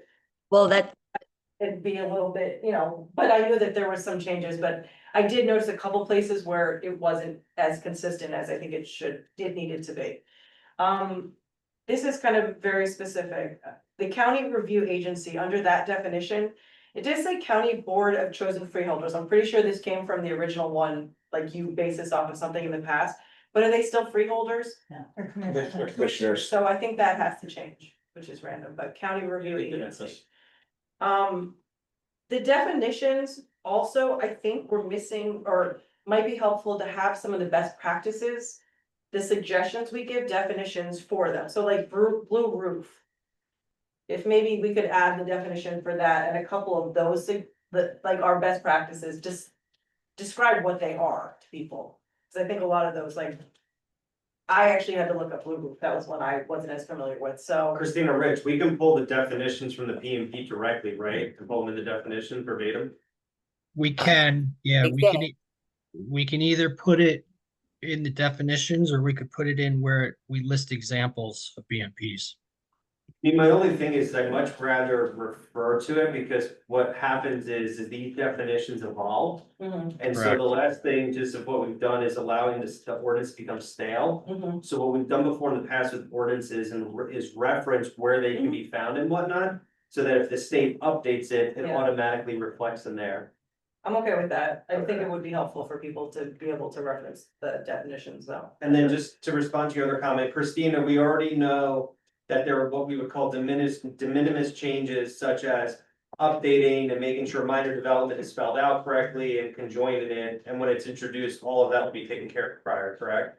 That's correct, and cross references between sections within the ordinance because there was some rearranging and additions and exclusions. So all the cross references and de minimis changes will be revised and finalized prior to introduction. Just on that note, the sequence is that pending the adoption, then chapter 23 Yep. is another ordinance that needs to be updated to align with this. Yeah, because we had talked about that, I just want to make sure that there are no other ordinances that need this definition or change, you know, like the definitions are the same for minor and major development. Allison. This one is for Rich. I don't see somewhere in this ordinance that would capture the issue, so like, bless you, if someone's finding that their basement is flooding. And they make changes that then say they put outflow that now they're going down to someone's yard. You know, like, so I've seen it where they, you know, have it come out and now that it's going straight onto someone else's yard. Right, like a sump pump? That's Like a not- sump pump, but So- not, it's not, yeah, it's not allowed, but I've definitely seen it. So I don't know how where that gets captured or gets caught or. So some pumps typically fall under the plumbing subcode of the building department. But if a sump pump is included in a construction project of one of those described on that sheet, they need to show the discharge line and how they're where they're putting that water. So that's on that one sheet that says grading plan checklist. And it specifically Someone- calls out. Yeah. Identify. The outside, but I guess more like nothing would be triggered if someone's just making changes to their basement that they now are just getting flooding in. I know I'm being very specific, but this keeps happening. Can I give an example? Yeah, Okay, arbitrary example. I just did my house. My neighbor does something and all of a sudden I get flooding in my crawl space and then I need to add Yes. either a French drain or a system. Is that the type of example? So Rich, that would be a very specific example, but let's use that to answer her question. So the hypothetical is you live next door to somebody that put in some type of subsurface drainage system that is now causing an issue either on your property or in your basement or crawl space. water table rise, you know. That one's a little bit Yeah. tougher because that I know. affected, but if it's an adverse effect from another neighbor, right? So this is hypothetical, this does not happen, but I'm gonna use my neighbor as an example, right? So I live at 77 Cedar, 79 Cedar does something And then all of a sudden, my address, 77 Cedar, starts getting water in the crawl space. The only way for me to solve that is either a French drain or a sub pump or some other approved mechanism. In that instance, your question is, What So you have to file for any So, kind of, because then what you do. if we're might then- notified, Okay. if we're notified, code enforcement would go out to take a look at the complaint. They would try to figure out and determine, if they can, where the issue lies. And honestly, most of those issues are issues between two neighbors. It's not a project that came before engineering that would have been reviewed and signed off on and inspected. So it's a neighbor to neighbor, and I don't know if the borough Yeah. attorney wants to chime in on that, but that's how those are typically handled. and Rich, the goal of this, I want to be careful here, so the goal of this is to prevent disputes from bubbling up to the borough. That is one aspect. Yeah, I don't wanna go. well, and also to help people not flood. 1,000%, that's the number one, but the number two is the lack of ambiguity has Yes, caused that's, friction. Well, but that was still ambiguous in it. It's to push the burden back on the applicant, whether it's a homeowner, a builder, whatever, to manage their stormwater runoff. Yeah. And to Yeah. deal with it within their property. That's what we're looking to do. Okay, could you also speak to pitch? So I know that there, it talks about like 2% pitch away from buildings, but also where does like rating of new properties fall? Is that not even part of this and that's part of another zoning ordinance? So standard practice is 2% or even a more standard practice is 6 inches of fall over 10 feet. Now, understanding not every property has 10 feet of side yard to achieve that. So the purpose of the grading plan is they have to submit a grading plan and we could see, and they'll show flow hours and they're gonna provide all that information with spot elevations so we can review that to see where the runoff comes away from the foundation. Now, granted, we also have in our land use section, you can only have so much foundation exposed, so that also helps with this as well. So you're not going to have, it all kind of goes back to the land use definitions on how you calculate building height, how you calculate your first floor elevation, and all of that gets incorporated into that plan, and they need to show all that information. So we're not going to see someone stick a house out of the ground and then have, 3 feet of pitch coming off the foundation. It's not, that's not what we're going to see. What about a street though? I mean, not to be specific, but specifically like behind my house, they raised it like about 5 feet, but it wasn't. That wouldn't have been dictated by foundation because there weren't houses, there was just a street created. So. Let's hope that's an app. But again, where is that captured? That someone can. build 5 something feet like above that someone else's property. that obviously something like that would go before a planning board for subdivision review. So if it's a standalone house, they're held, they have certain restrictions that they can only build to, and they're held to average grade, building height, setbacks, and also they need to incorporate, they need to fit into that puzzle of all the existing properties around them. Because that's the other thing we ask for. We ask for elevations on adjacent properties now, where we never did that. So that the surveyors would go out and stop at the property line, and then we wouldn't know what was happening next door because we wouldn't have that data and information. So What you're saying is that what happened, that can't happen because they would be, at this point, the elevations would have been caught. Would not be allowed at this point. today's ordinances are much more, yes, restrictive. Yeah.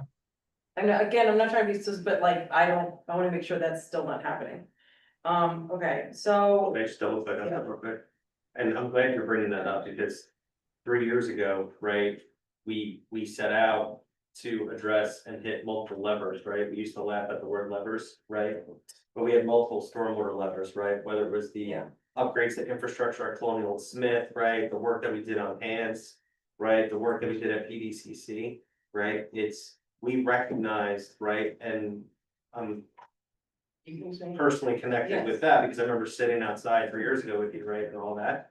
Like, you have to pull as many levers as possible, right? And so this is another one. And what we've seen when we pulled our levers is we've reduced the impacts, right? I didn't flood, so this last storm, but it's because of all the different levers that we did, so thank you.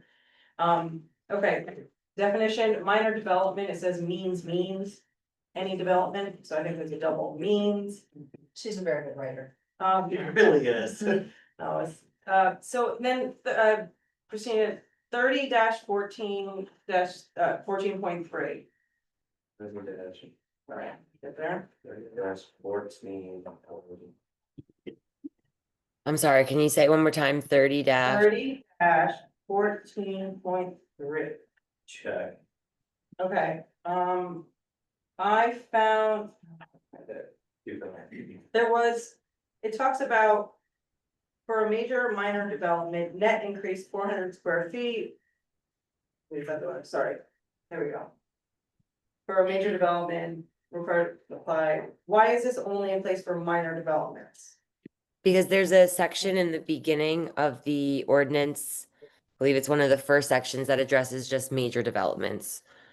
Okay, that's what I thought, okay, and then. Oh, sorry, I found 30-14.3 design informants, it says new, that whole thing about like any new adoption of this ordinance. I found that all to be confusing. Very good. Sorry, a lot here.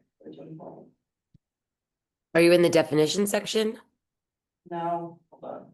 So I was doing this on the plane, so I was doing it on my phone and it was hard to read here. Let's see, sorry, I was under B.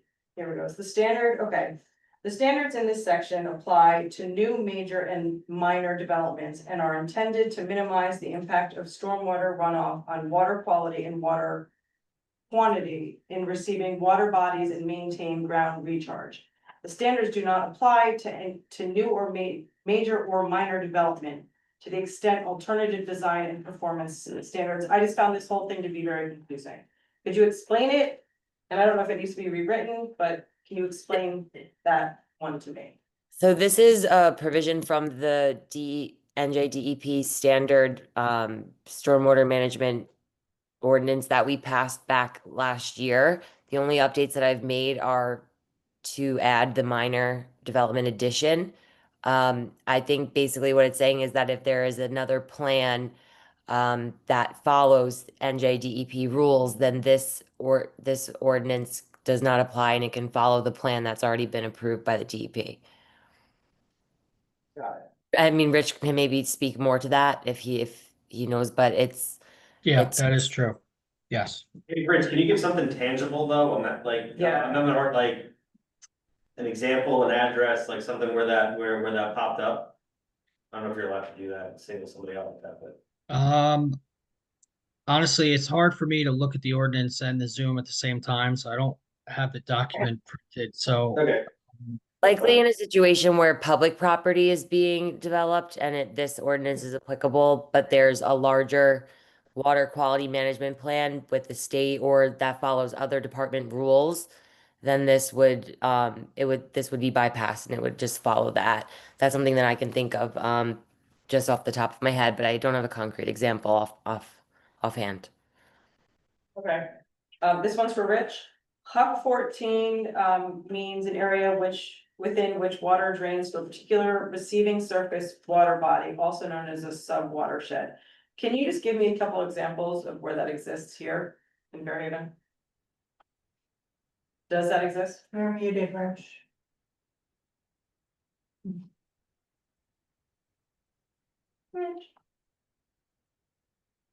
Still muted. I know, sorry, trying to find it. What section are you reading in the ordinance? It's the definition. Huck 14. 14, but it was in, under development. I don't remember, it was under something.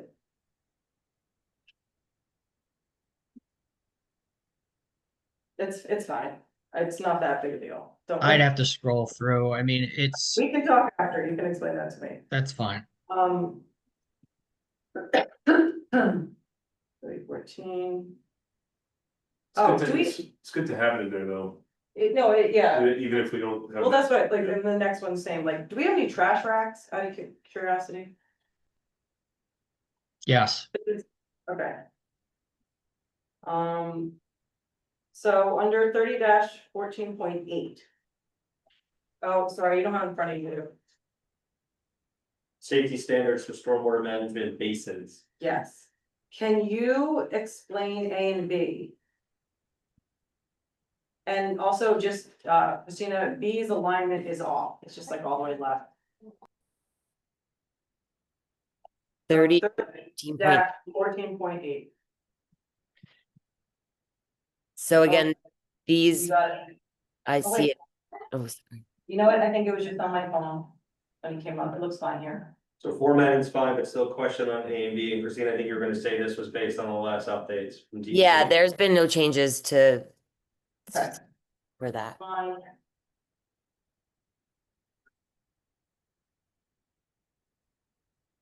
Questions? Anyone else have questions? I think I might be okay. While you're looking, I just wanted to add, as one of our requirements as stormwater coordinator, we need to do an education component every year and certify, you know, education and awareness for stormwater management. There is a point system that's rated in the annual report that I submit to the DEP. So we get certain points for things that are on our website, literature that we provide. But one of the things we're going to be working with the Environmental Commission is doing an environmental piece with them. And then, hold on a second, sorry, Mike. So we're hoping to do something next month. I'm going to be going to one of their meetings and talking to them about this update and then providing some education and awareness for these types of projects. On that, well, maybe this is for the land use board as well, but, will that be kind of a user friendly or property owner friendly examples of some of these basic, I don't want to call them DIY, but some of those low level strategies that can be used, like you were talking about swales and rain gardens and. That's the intent, is to try to Yeah. encourage that type of, those That's- types of small projects. And then also, do an an education component of why this is important. I would love to do an initiative, like I looked at some of the other states in the Northeast, and they have something that's called soak up the rain. That's what we're trying to do. We're trying to soak up the rain on your property and manage it. So these are these types of things that we're looking to do. But you're right, either through land use committee, environmental commission, green team, even at some of our special events, having a table, just having a Great table idea. there with literature, flyers, examples, and just start the conversation and then continue it.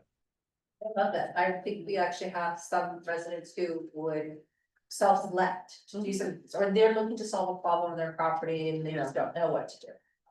I'm really supportive of that. I have, just two more questions. Yeah, I don't know. Kristen's got a question. I don't have a Any question, I'm questions? just gonna actually make a motion to Yeah, introduce it at the next meeting.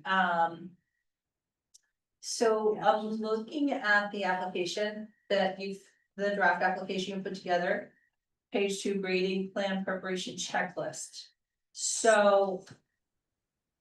I would imagine, but correct me if I'm wrong, Rich, most residents don't prepare a grading plan.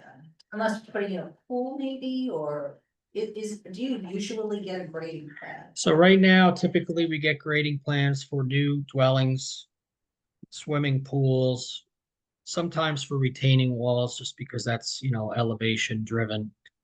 But what this is gonna do is incorporate all those types of projects, and that individual will have to have a grading plan prepared by a licensed professional and submitted to my office for review. So I see the value in that. What do we imagine the cost of, this is either a civil engineer or a landscape architect? I know, It varies. right, but it's not You an know. architect, that, I'll just point that No, out. an architect they can prepare a plan. Uh, so where I was headed is, this is this would be not a standard procedure for most applicants. What do you imagine the cost might be on a basic grading plan for sort of an R10 zone? It depends on the project. It depends on what they're doing, and the level of detail they need.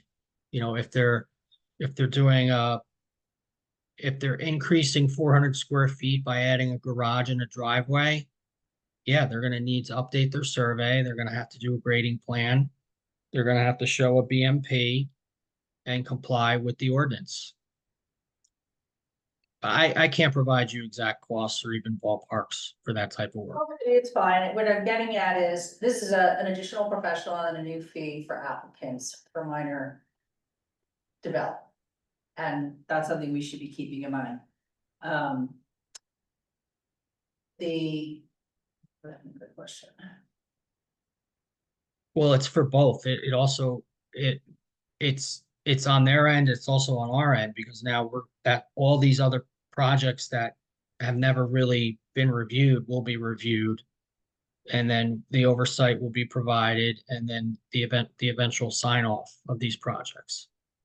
So Where it's kind of two-sided, yeah. Question. In the end, is this gonna be a lot more work for your office? I think, what it's gonna do is gonna streamline it. Because right now, we're spending a lot of time either upfront or unfortunately at the end. And I think this is gonna help streamline the process. It's gonna push some of the burden back on the applicant. They're gonna have to submit complete documents to comply with that form that we created, along with complying with all the other things that the ordinances and the governing body have implemented based on the different, statutes, etc. But I mean, yeah, at the end of the day, it will create more of a workload, but we're doing it now, and I think it's going to streamline it. Okay. Can I ask one question, more question? I know you want to pass a motion, but since we don't have in here the fee schedule. The thought process on that was that fee schedule, one, it's like 1%, right, or less. And that requires like all separate workshops and discussions. At So the do end we of the need to take day, that out? I would say remove it for now, like, because every project, the whole essence of this wasn't to like hit fees or generate Yeah, no. that. It was to close the loophole. There's gonna be other things that come out of it, day two, like it always does. Can we put in there that there's a fee schedule in appendix A? That won't be initiated until it's passed at a further date? I think we should just take out the fee, that there is a fee schedule to start, right? Because then. Well, then we would have to. Christine, I'm trying to remember, was We'd there? have to amend the In ordinance. either situation, you have to add it. Yeah, which we know is gonna happen, right? We always know that we're gonna improve ordinances, we're gonna get data to enhance it, we also have to update chapter 23. But what's the You point only- of putting an ordinance in place if there's no penalty? But that's only for exemptions, we're not talking, it's never been discussed about a penalty schedule for not complying. But just my thought process is if you put in there the way that I said, Mhm. it's almost a placeholder to tell the future governing body. You're supposed to act on this and add something to it. You don't put it in there, it could get lost in the shuffle. It won't, I know it won't, Yeah. but you know. But can you have it vague like that? That there is a fee schedule? Well, you can't say that there's a penalty without defining the penalty. That's what I'm saying, so I think you have to take it out. Right? There is no penalty provision in the ordinance as it currently stands. There is a development waiver fee, but it's not defined at this point. Right, there's no penalty language in. Well, what here. about the waiver fee though, because we don't define that, do we have to So, take that? Don't you language think it out? would be more efficient if we just included that? I know we wanna get this moving and get it implemented and codified, but at the same time, We can see what fee schedule exists, but when we came up against fees before on the tree ordinance, it led to Yeah. certain hiccups along the way.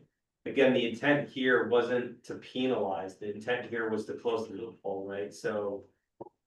So we can go either way, we can look at watershed and New Jersey DEP and see what they recommend and put it in. But I'm not in a position like to assess like penalties for non-compliance, that wasn't the intent and focus of this, right? Like. I'm Yeah, not trying to that's hold this the up. ordinance at all, so unless you're gonna wanna put a penalty provision in there, it's You gotta not, address it for major development, you gotta address it for minor development, it gets too big and sticky. If we wanna look to see if it's already been approved in some other ordinance, the fee, and again, it's only the exemption waiver. Right, Yeah. there's one fee, that's all that it is, so let us take it away and see if there's a recommended value in there. Unless you can keep it in there big, but I think you can, is what you're saying, you can't When say. you put in the general fund. well, I mean, there is current language that says that the fee may be adjusted from time to time based on the governing body, and we can point to where the fee is listed somewhere else, and it could just be 0 for now, but for, cohesiveness. For the existing fee schedule. Yes, 100%. Yes. Even though it's several categories, one of which is a waiver for a fee in lieu, which is right, essentially what this is. well, fee in lieu of a penalty.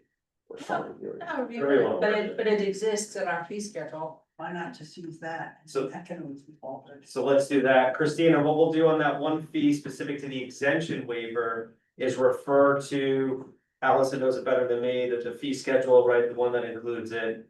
And then the only other change that we're gonna make is the reference on the definitions of B and P, but do it in a way where the definition doesn't become obsolete as the state updates it. And then Christina has the de minimis changes. Did you mention something about a penalty that I missed? No penalty. I was- Refer to gonna regular call it fee. a waiver. Oh, yeah, I can approach that on me. This is already gonna be a hurdle. So for applicants, although Rich. I'm glad that this is gonna streamline things. I think residents will benefit from that. They value their time. They value that kind of streamlined engagement, anything, any way to make that smoother.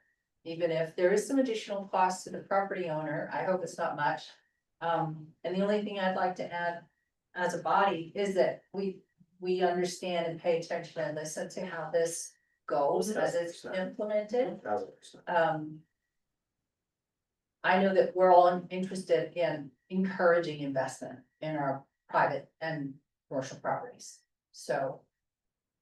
I don't think this is pushing it to the point where it's gonna obstruct investment, but I would like to make sure we're paying attention to.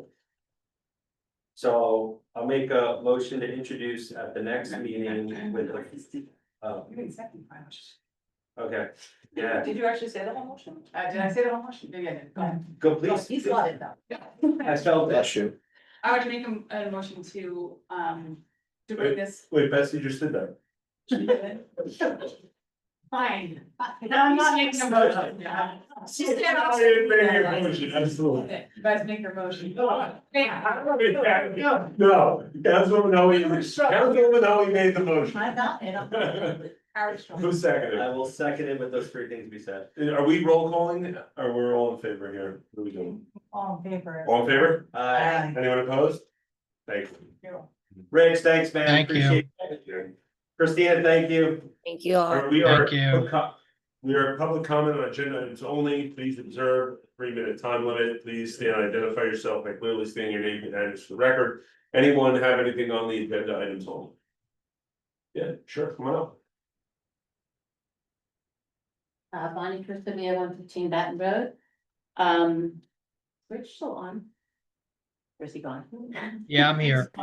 Oh, okay. I just want to say, this, in the spirit of soak up the rain and stormwater education, the level you live there would love to have a table on this next year.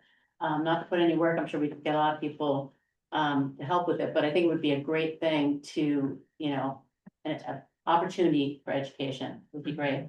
And I just had a question, Rich, because I'm trying to figure out of course, the tree angle here. If I am putting on an addition, and in order to do that, I have to cut down a big tree, and I'm higher than my neighbor. So by doing that, my neighbor is going to be flooded. Is that caught here? Is that somehow a consideration, just that? Because we know the trees hold a So- ton of water. I just So curious. the tree removal is not part of this application. It's a prior approval for this application. Is So that if ever you- considered though? The stormwater impact? Well, normally what would happen is, yes, of course it's considered. What happens is if I may not know about a project when a tree removal permit is submitted. But if our certified tree expert has concerns or obviously is talking to that applicant and they're explaining their project, they would typically reach out to my office and we would have a discussion. But the tree removal is a prior approval handled by our certified tree expert. I'm not sure you would. What's your exact question then? I'm just wondering if, all of a sudden this unsuspecting neighbor next door who doesn't necessarily have any say in it, or do they have a say in it? I mean, it just, like, the perfect example is, okay, you want to put your addition here, but if you just tweaked it, if you just considered the impact of taking down that tree and perhaps so that you don't impact your neighbor, you do your addition a little differently. I mean, and a lot of times, even if it's just too close to the tree, then they say, well, we're gonna cut half of the root system, so then we have to take it down. Well, did you really have to do that?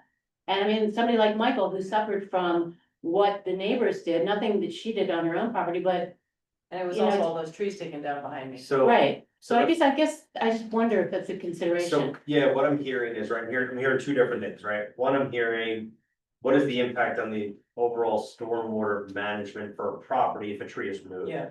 That is separate and distinct from, hey, I'm gonna move my renovation, my addition from point A to point B, so I don't take this tree down. So I wanna So they don't separate. have a stormwater issue. Well, but agreed, sure, right? Whether there is a stormwater issue or not, right? We can't put that as a blanket, but those are the two things that you're talking about, right?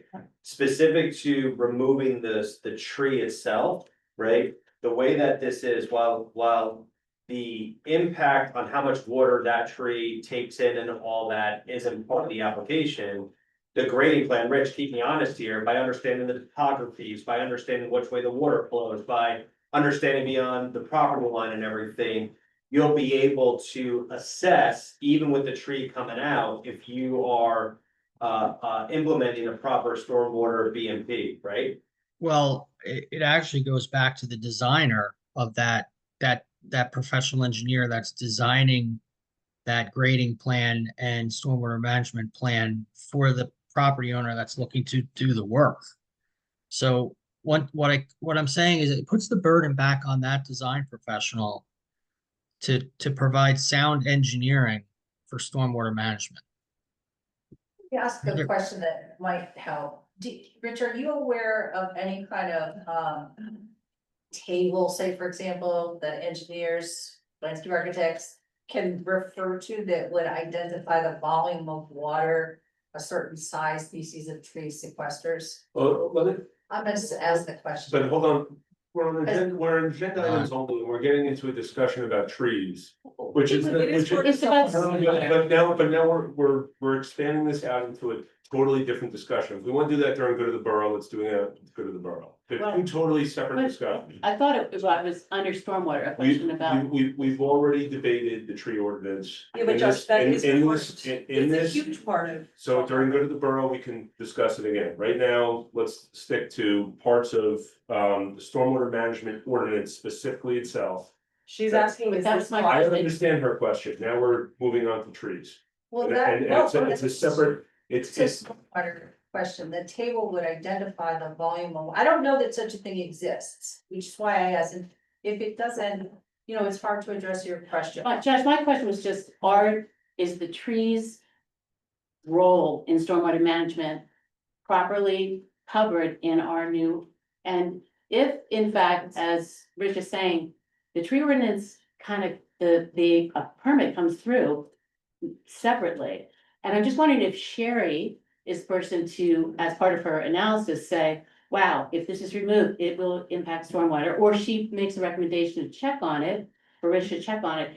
I mean, maybe it is something to change in the tree ordinance, and that is a different thing. I'm just saying, I was just trying to I understand what you're asking. understand 100%. if this was, Rich, isn't there somewhere in here though that you mentioned that you're asking, there was something about trees in here, where you do ask to lay out the tree, now I can't remember, it was a lot, but. It's there on is the, something in there.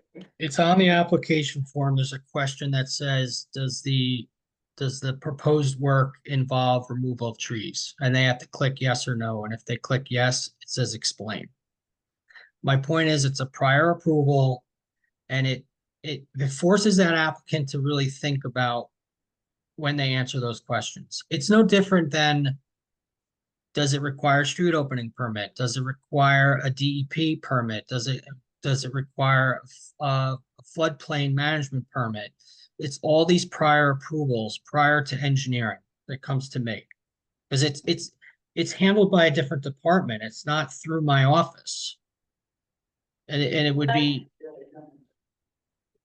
I just would hate to see it after the fact, this tree comes down and all of a sudden there's this big flooding issue. It's something I think. to 100%. consider So, I understand the question. Where it was going is, I don't think that there's an industry standard that would identify this amount of water sequestered by a tree. Therefore, there's no way for the designer to account for how much water may or may not leave the site.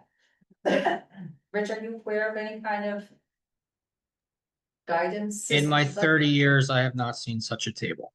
I'm not familiar with it. Well, because It's a we haven't wonderful paid idea. attention to trees roles and just water Yeah. management for 30 years. We Yeah. just have recently started to really pay attention to it.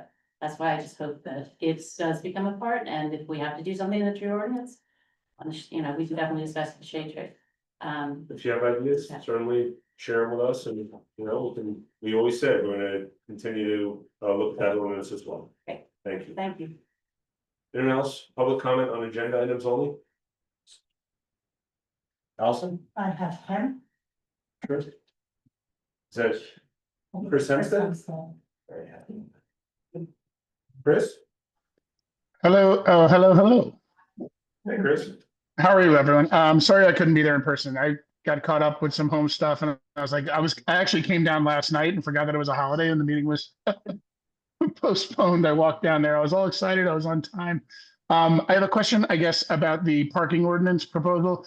So I don't think it's really specific to Willow. It's more about the ordinance in general. So I wasn't aware, I guess, the way the ordinance reads, and I'll just speak to Willow just because I live on Willow and the park is across the street. But it reads as such that parking is prohibited at all times on the southerly side of Willow from Fairhaven Road to Oak, which is the entirety of the parking spots along the park.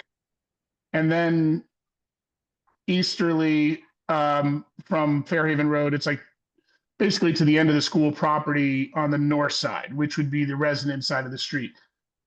I'm just, look, I don't think anything's going to change in the parking ordinance or the way people park on Willow Street. I guess really what I'm asking is, the way the ordinance is written, it almost sounds like you could never park on Willow Street, and there's a school and a park there, and then, Yeah.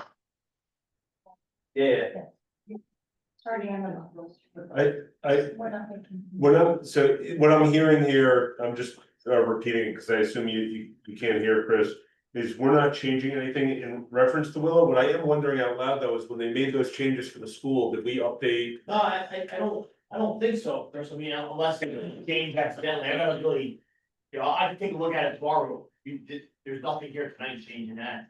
If it is, that's the typo. There was nothing changed at all. It appears there's no changes for Willow Street, but what the ordinance being introduced tonight, I think there's a couple of changes across town, but it brought my attention to the list of streets where parking is prohibited at all times, which includes Willow Street, which is it's an odd thing, to say, oh, it's technically no one's allowed to park here at all, but it is obviously everybody parks here, so I guess it's Yeah, sort that of the. was, there was no proposed changes for tonight. I'll take a look at it more and try to figure out what it got, what it said, but there's nothing on there tonight that changes, maybe it's been like that. If so, we can take a look at it and change it next time. Back Yeah, to you it. get what I mean, since they're looking at it tonight, maybe they take a look at that, because that Yeah, I have seems to like. really sit down and look at it for what it says, but we can take a look at it. But there was Yeah, and nothing the other, changed on that. and the other question, I guess, as it relates to the part of the street that's on the northerly side, the school does actually go ahead and reserve a spot on Willow Street for the PTA winner or something like that. I guess if somebody had asked me the question, or like, how did they get that? Like, when did that go before the council? How did they get a reserved parking spot on Willow Street? Obviously, some of the neighbors are concerned because parents use our driveways for parking spots occasionally. The chief and his team have done a great job at shuffling people along as we brought attention to it over the years. So I'm not bringing that to the table, but so I was asked, how did the PTA get a parking spot on Willow Street? That's something, that was put up there by them, and it's not forcible, I'm not really sure what it says there. But they probably put that up, and then, if we're council, there's no way to force them. Gotcha. Yeah, so I guess the question, Mayor and Council, is maybe while you guys are looking at the parking ordinance, reconsider the definition of parking is prohibited at all times on the southerly side of Willow, which is all the spots along the park, and then the spots that they do use in front of the school as well. Yeah. Thank you, Chris. The chief mentioned that the next few days he'll take a look at that, and if it does need to be changed, we'll just like we're introducing here, we'll introduce again and close that loophole. Yeah, that'd be great. I mean, I'm not suggesting that I don't think the chief or his team are going to start enforcing the parking prohibition on Willow. I'm not suggesting that. I don't think that's ever going to happen in a million years. But yeah, according to the borough ordinance, no one's allowed to park on Willow Street on that side. So I got you. I'm much more worried about e-bikes than I am the PTA parking spot. oh, me too. I love keep up the work on the e-bikes, please. Terrifying. Thank you, Chris. Thank you. All right, thank you. Moving along, we have approval of minutes, September 29th, regular meeting and executive session. Do I have a motion to approve as presented? Motion. Second. Allison, may I please have a roll call? Councilmembers Tina Stein, Yes. Kelly, Yes. Hodge, Yes. Oliver. Affirmative. Next up, old business, NJDP Living Shoreline Grant. Okay, so just to give you an update, since the last time we met, I had a meeting with Zach from the American Littoral Society last week. In attendance at that meeting was Engineer Gardella, Nick Porchinski, our DPW Director, Kelly Flanagan from the Environmental Commission, and Jesse as well. We talked about the grant itself. Currently, Zach from ALS is actually doing the grant for Woodbridge, so he's pretty familiar with the process of it.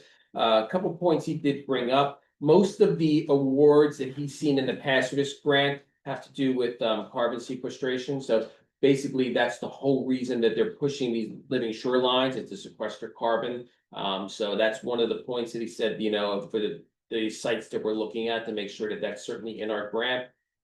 As far as the American Littoral Society being able to do the concept plan engineering, they have no ability to do that. The only portion they can do is they can do the grant. They have been contracted again by Woodbridge to do it. They've done it for other towns as well.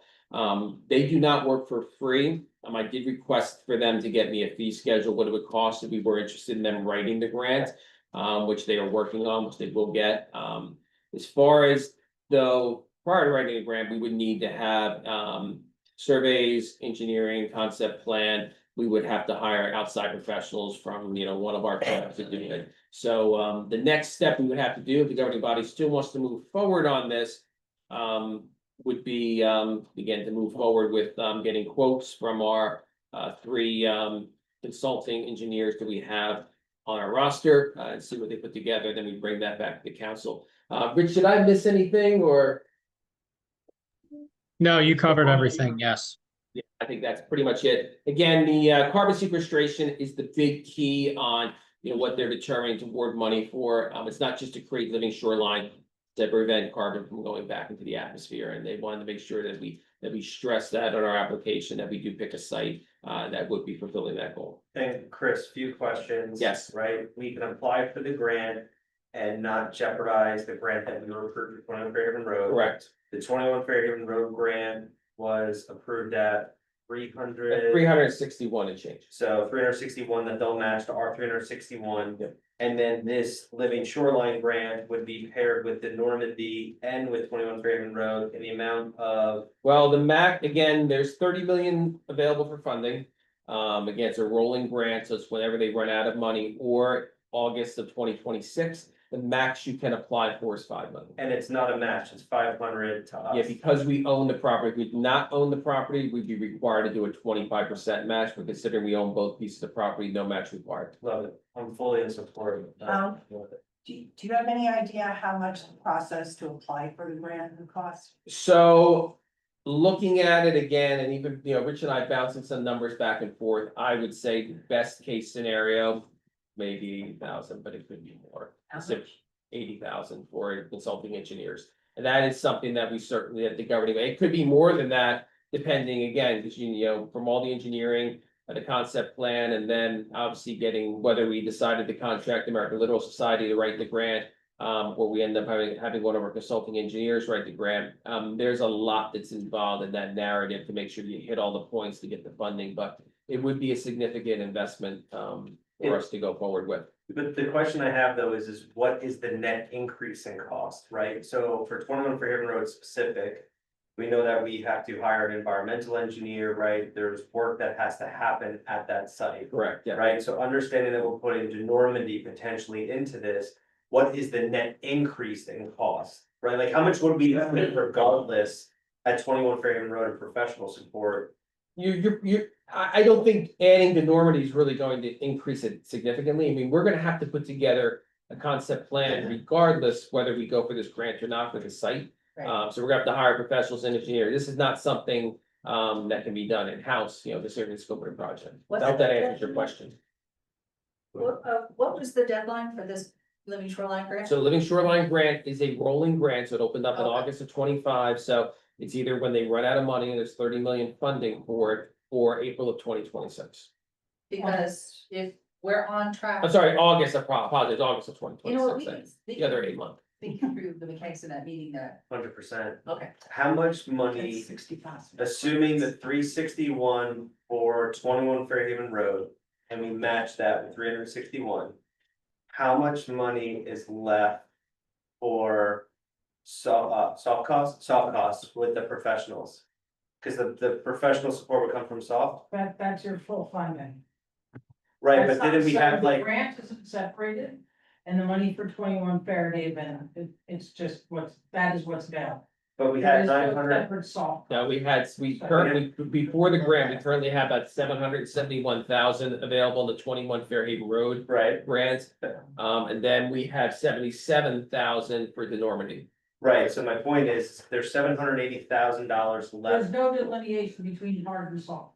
Okay, fair. So out of the 780,000 that we have, we need 372 of that at a minimum to match the grant that we got. 361. Which means that there's 400,000-ish left to cover other costs, whether it's additional stuff at the site or professional support, correct?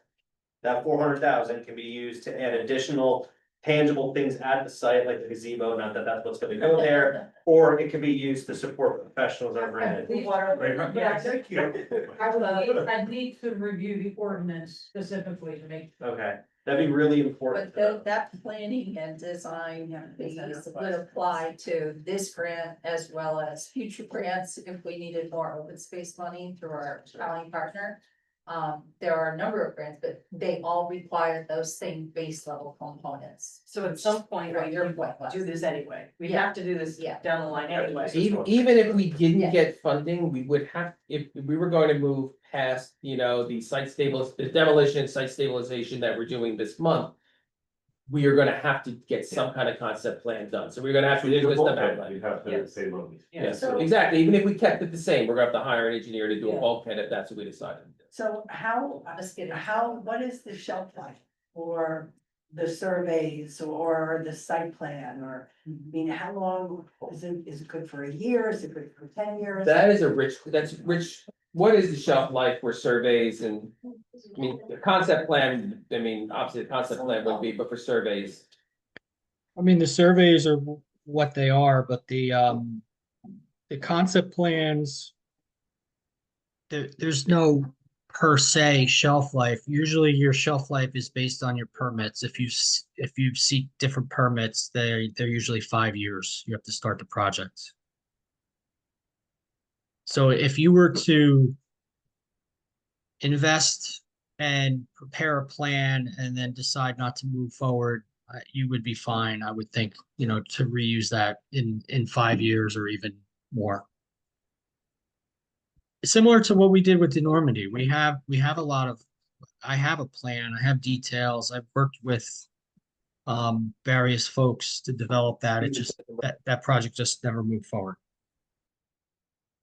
I'm supportive that we have to do so much work at 20 Borough Road, we have the potential for $500,000. This is a very good idea, and whatever investment we're making to apply for this grant, that same investment would help us apply for a different grant.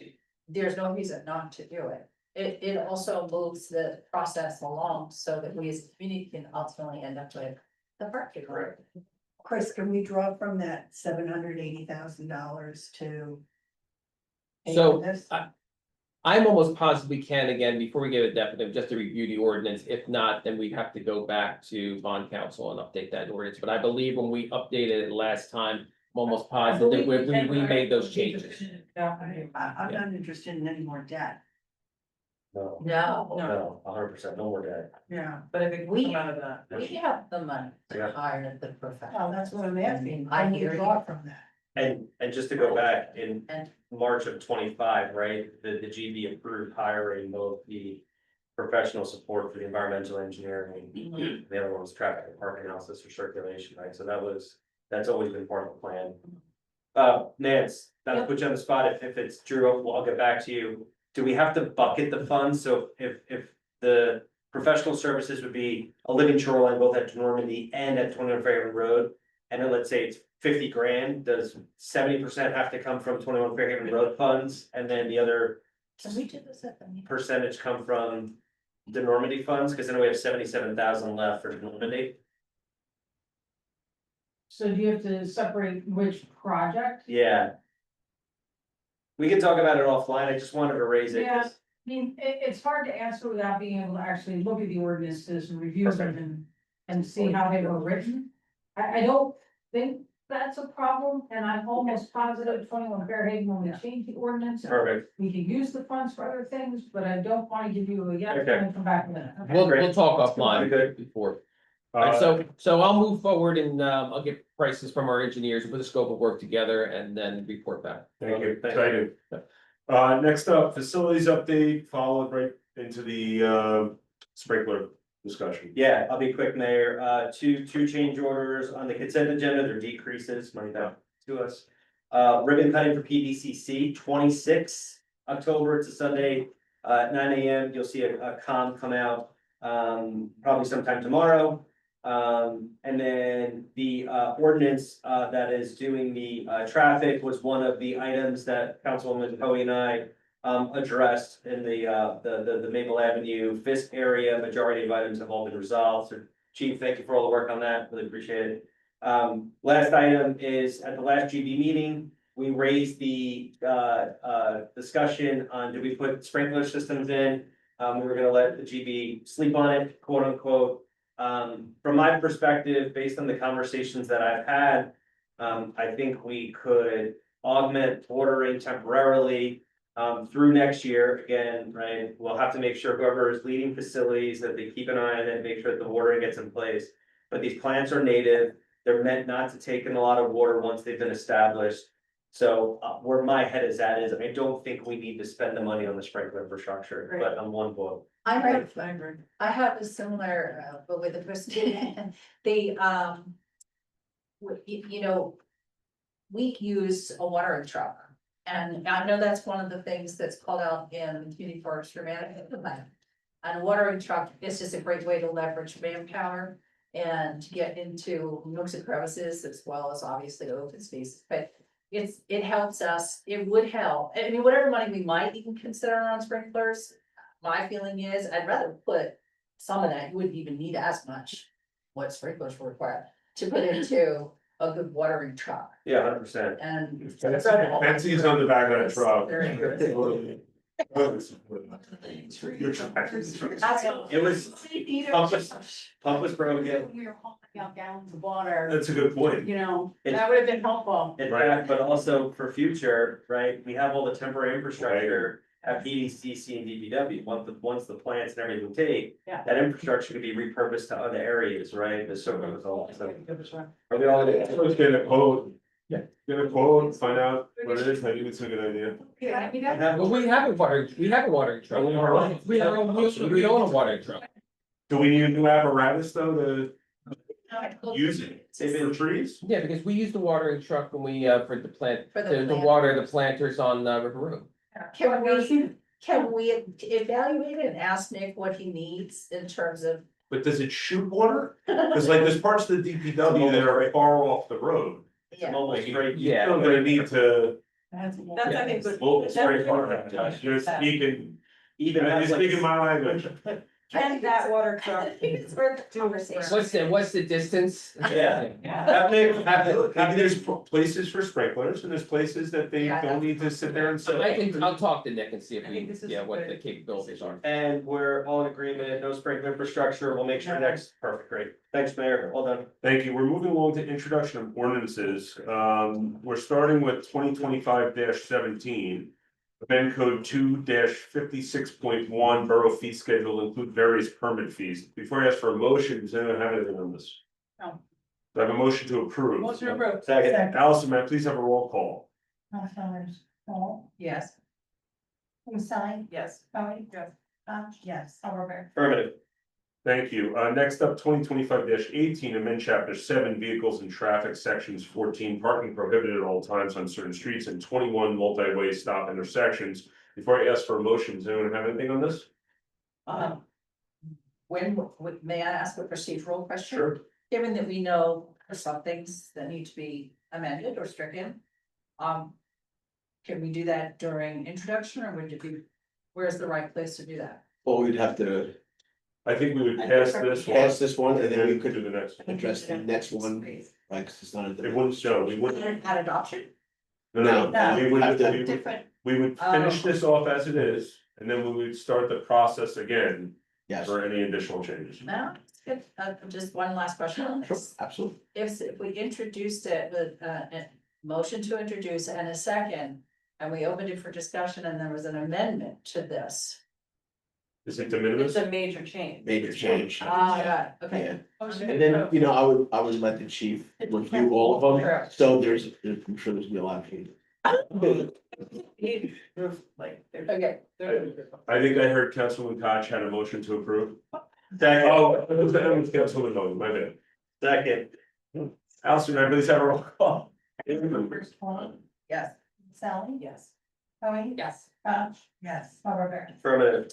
All right, consent agenda, resolutions 2025-251 through 256. Before I ask for a motion, does anyone want to separate anything on? Don't want to separate, Mayor, just want to call out and kudos on 252, CFMP, Shade Tree, all the work. I can't, there's so many countless people that were involved with this, just phenomenal work, and it's another tool in our tool belt. Yeah, I want to give a little applause there, so that's it, Mayor. I have a question. Under 2025-253, the decrease in landscaping and security system costs, where do those credits go?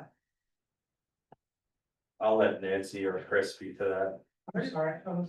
It- I'm assuming we paid for it and then we get credit, or we haven't paid for it yet. No, we haven't paid for it, so it comes off the bill. Well, deducted from our final payment. Right.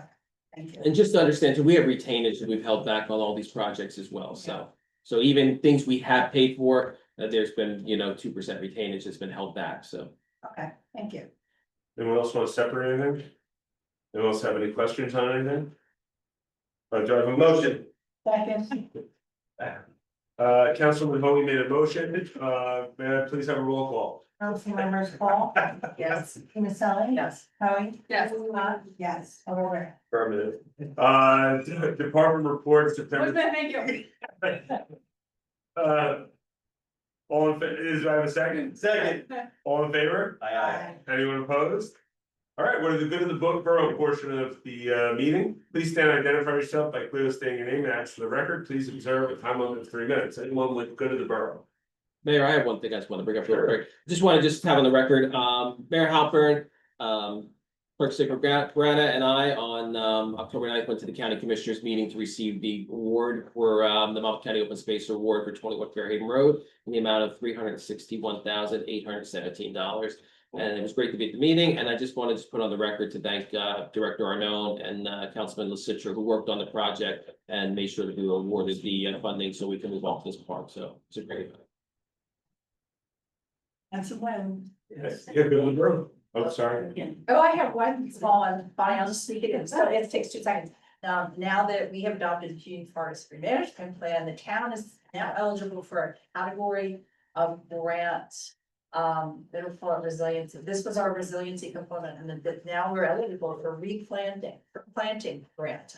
And, yes, it actually, there's more money in, well, as of a couple years ago, there was more money in that fund than in the resiliency fund, so. And more trees. Yeah. Segue, Ronnie. Sylvia wants to see that, right? I actually wanted to ask this question about 115 Batten, not 150 Batten, the Batten Road Yeah. ramp. I was curious what was happening down there. I see a bulkhead, which Connie, you looks have like to a. say that during comment on agenda items only. Sorry, it could go myself. I just was curious, what, is there a bulkhead or is that just a kind of a temporary thing that's supposed to be They're keeping? building water out? they're building a cofferdam. So then they can reconstruct the boat ramp. It's temporary. It's temporary sheeting that they install. Okay, it's not working, it's totally flooded. I mean, we had Is that. that the last 2 days? It's totally, yeah, there's like a lake now. Last 2 days? I just was, yeah. Yeah. Temporary. Okay. Rich, can you have, obviously, someone take a look at it? Yeah, we're monitoring it. What is the timing on that project? Is there a? For it to be completed, you mean? Yeah, Rich, do we have a completion date or estimate? Once they finish all their measures to actually do the work, they said it's gonna be quick, within a couple weeks or so. It's not an exorbitant amount of work to do. Would you estimate middle of November or end of November? We're not gonna hold you Yeah, to it. weather permitting, yes. I'll just give I'll give you a longer timeline. We have to have both the Grange Avenue project and the boat ramp project has to be done before the end of the year, as a condition of the grant. So it will not be spilling over into 2026, if that calms any concerns. so I have a question about Grange. Those rocks, is that permanent or is that a placeholder for a nice pretty planting? Like there's a rock garden now. Have you Yeah, been now there? it's- So on the pocket park, Yeah. the one that goes So down you the. walk down the steps. And you look at the beautiful view and then you turn around, there's rocks and rocks. That was part of the design of the project. Part of the design is part of the drainage. That was when Colliers Engineering designed that project, that was part of the design of the project. I think the park looks, I'm not saying the rocks, I think the park came out pretty nice. I think it Yeah, looks it's just, good. it's a shame that there are rocks there and I just, Well, that's a. We did it to the design based on our engineering, but like, if you have an idea in the future where you think we can enhance the area, let us know. Like you go down the Yeah. sidewalk and both sides, instead of having beautiful grasses or something else that would hold back, Yeah. it's piles of rocks. I guess I just was- Could we do? I was very sad when I saw it because it doesn't look very, It's sort of industrial looking. it's, yeah, But I just was curious if it, I think if There's there's any any chance chance could of- probably speak to whether or not you can plant around it or on it even. I mean, that was There's just necessary to this- hold back the bank. We have to look at the subsurface to see what it's basically what they call riprap. It's like mini jetty rock. And it's to slow the volume of water down. And then it enters, there's a trench drain right behind it prior to it spilling out onto the brick promenade. So it's to capture all that runoff coming down the hill. It's a More stormwater importantly, management. Rich, it's meant to capture the sediment, the fluids before it goes into the data set. That too, yes. Like, that's, Does too. right.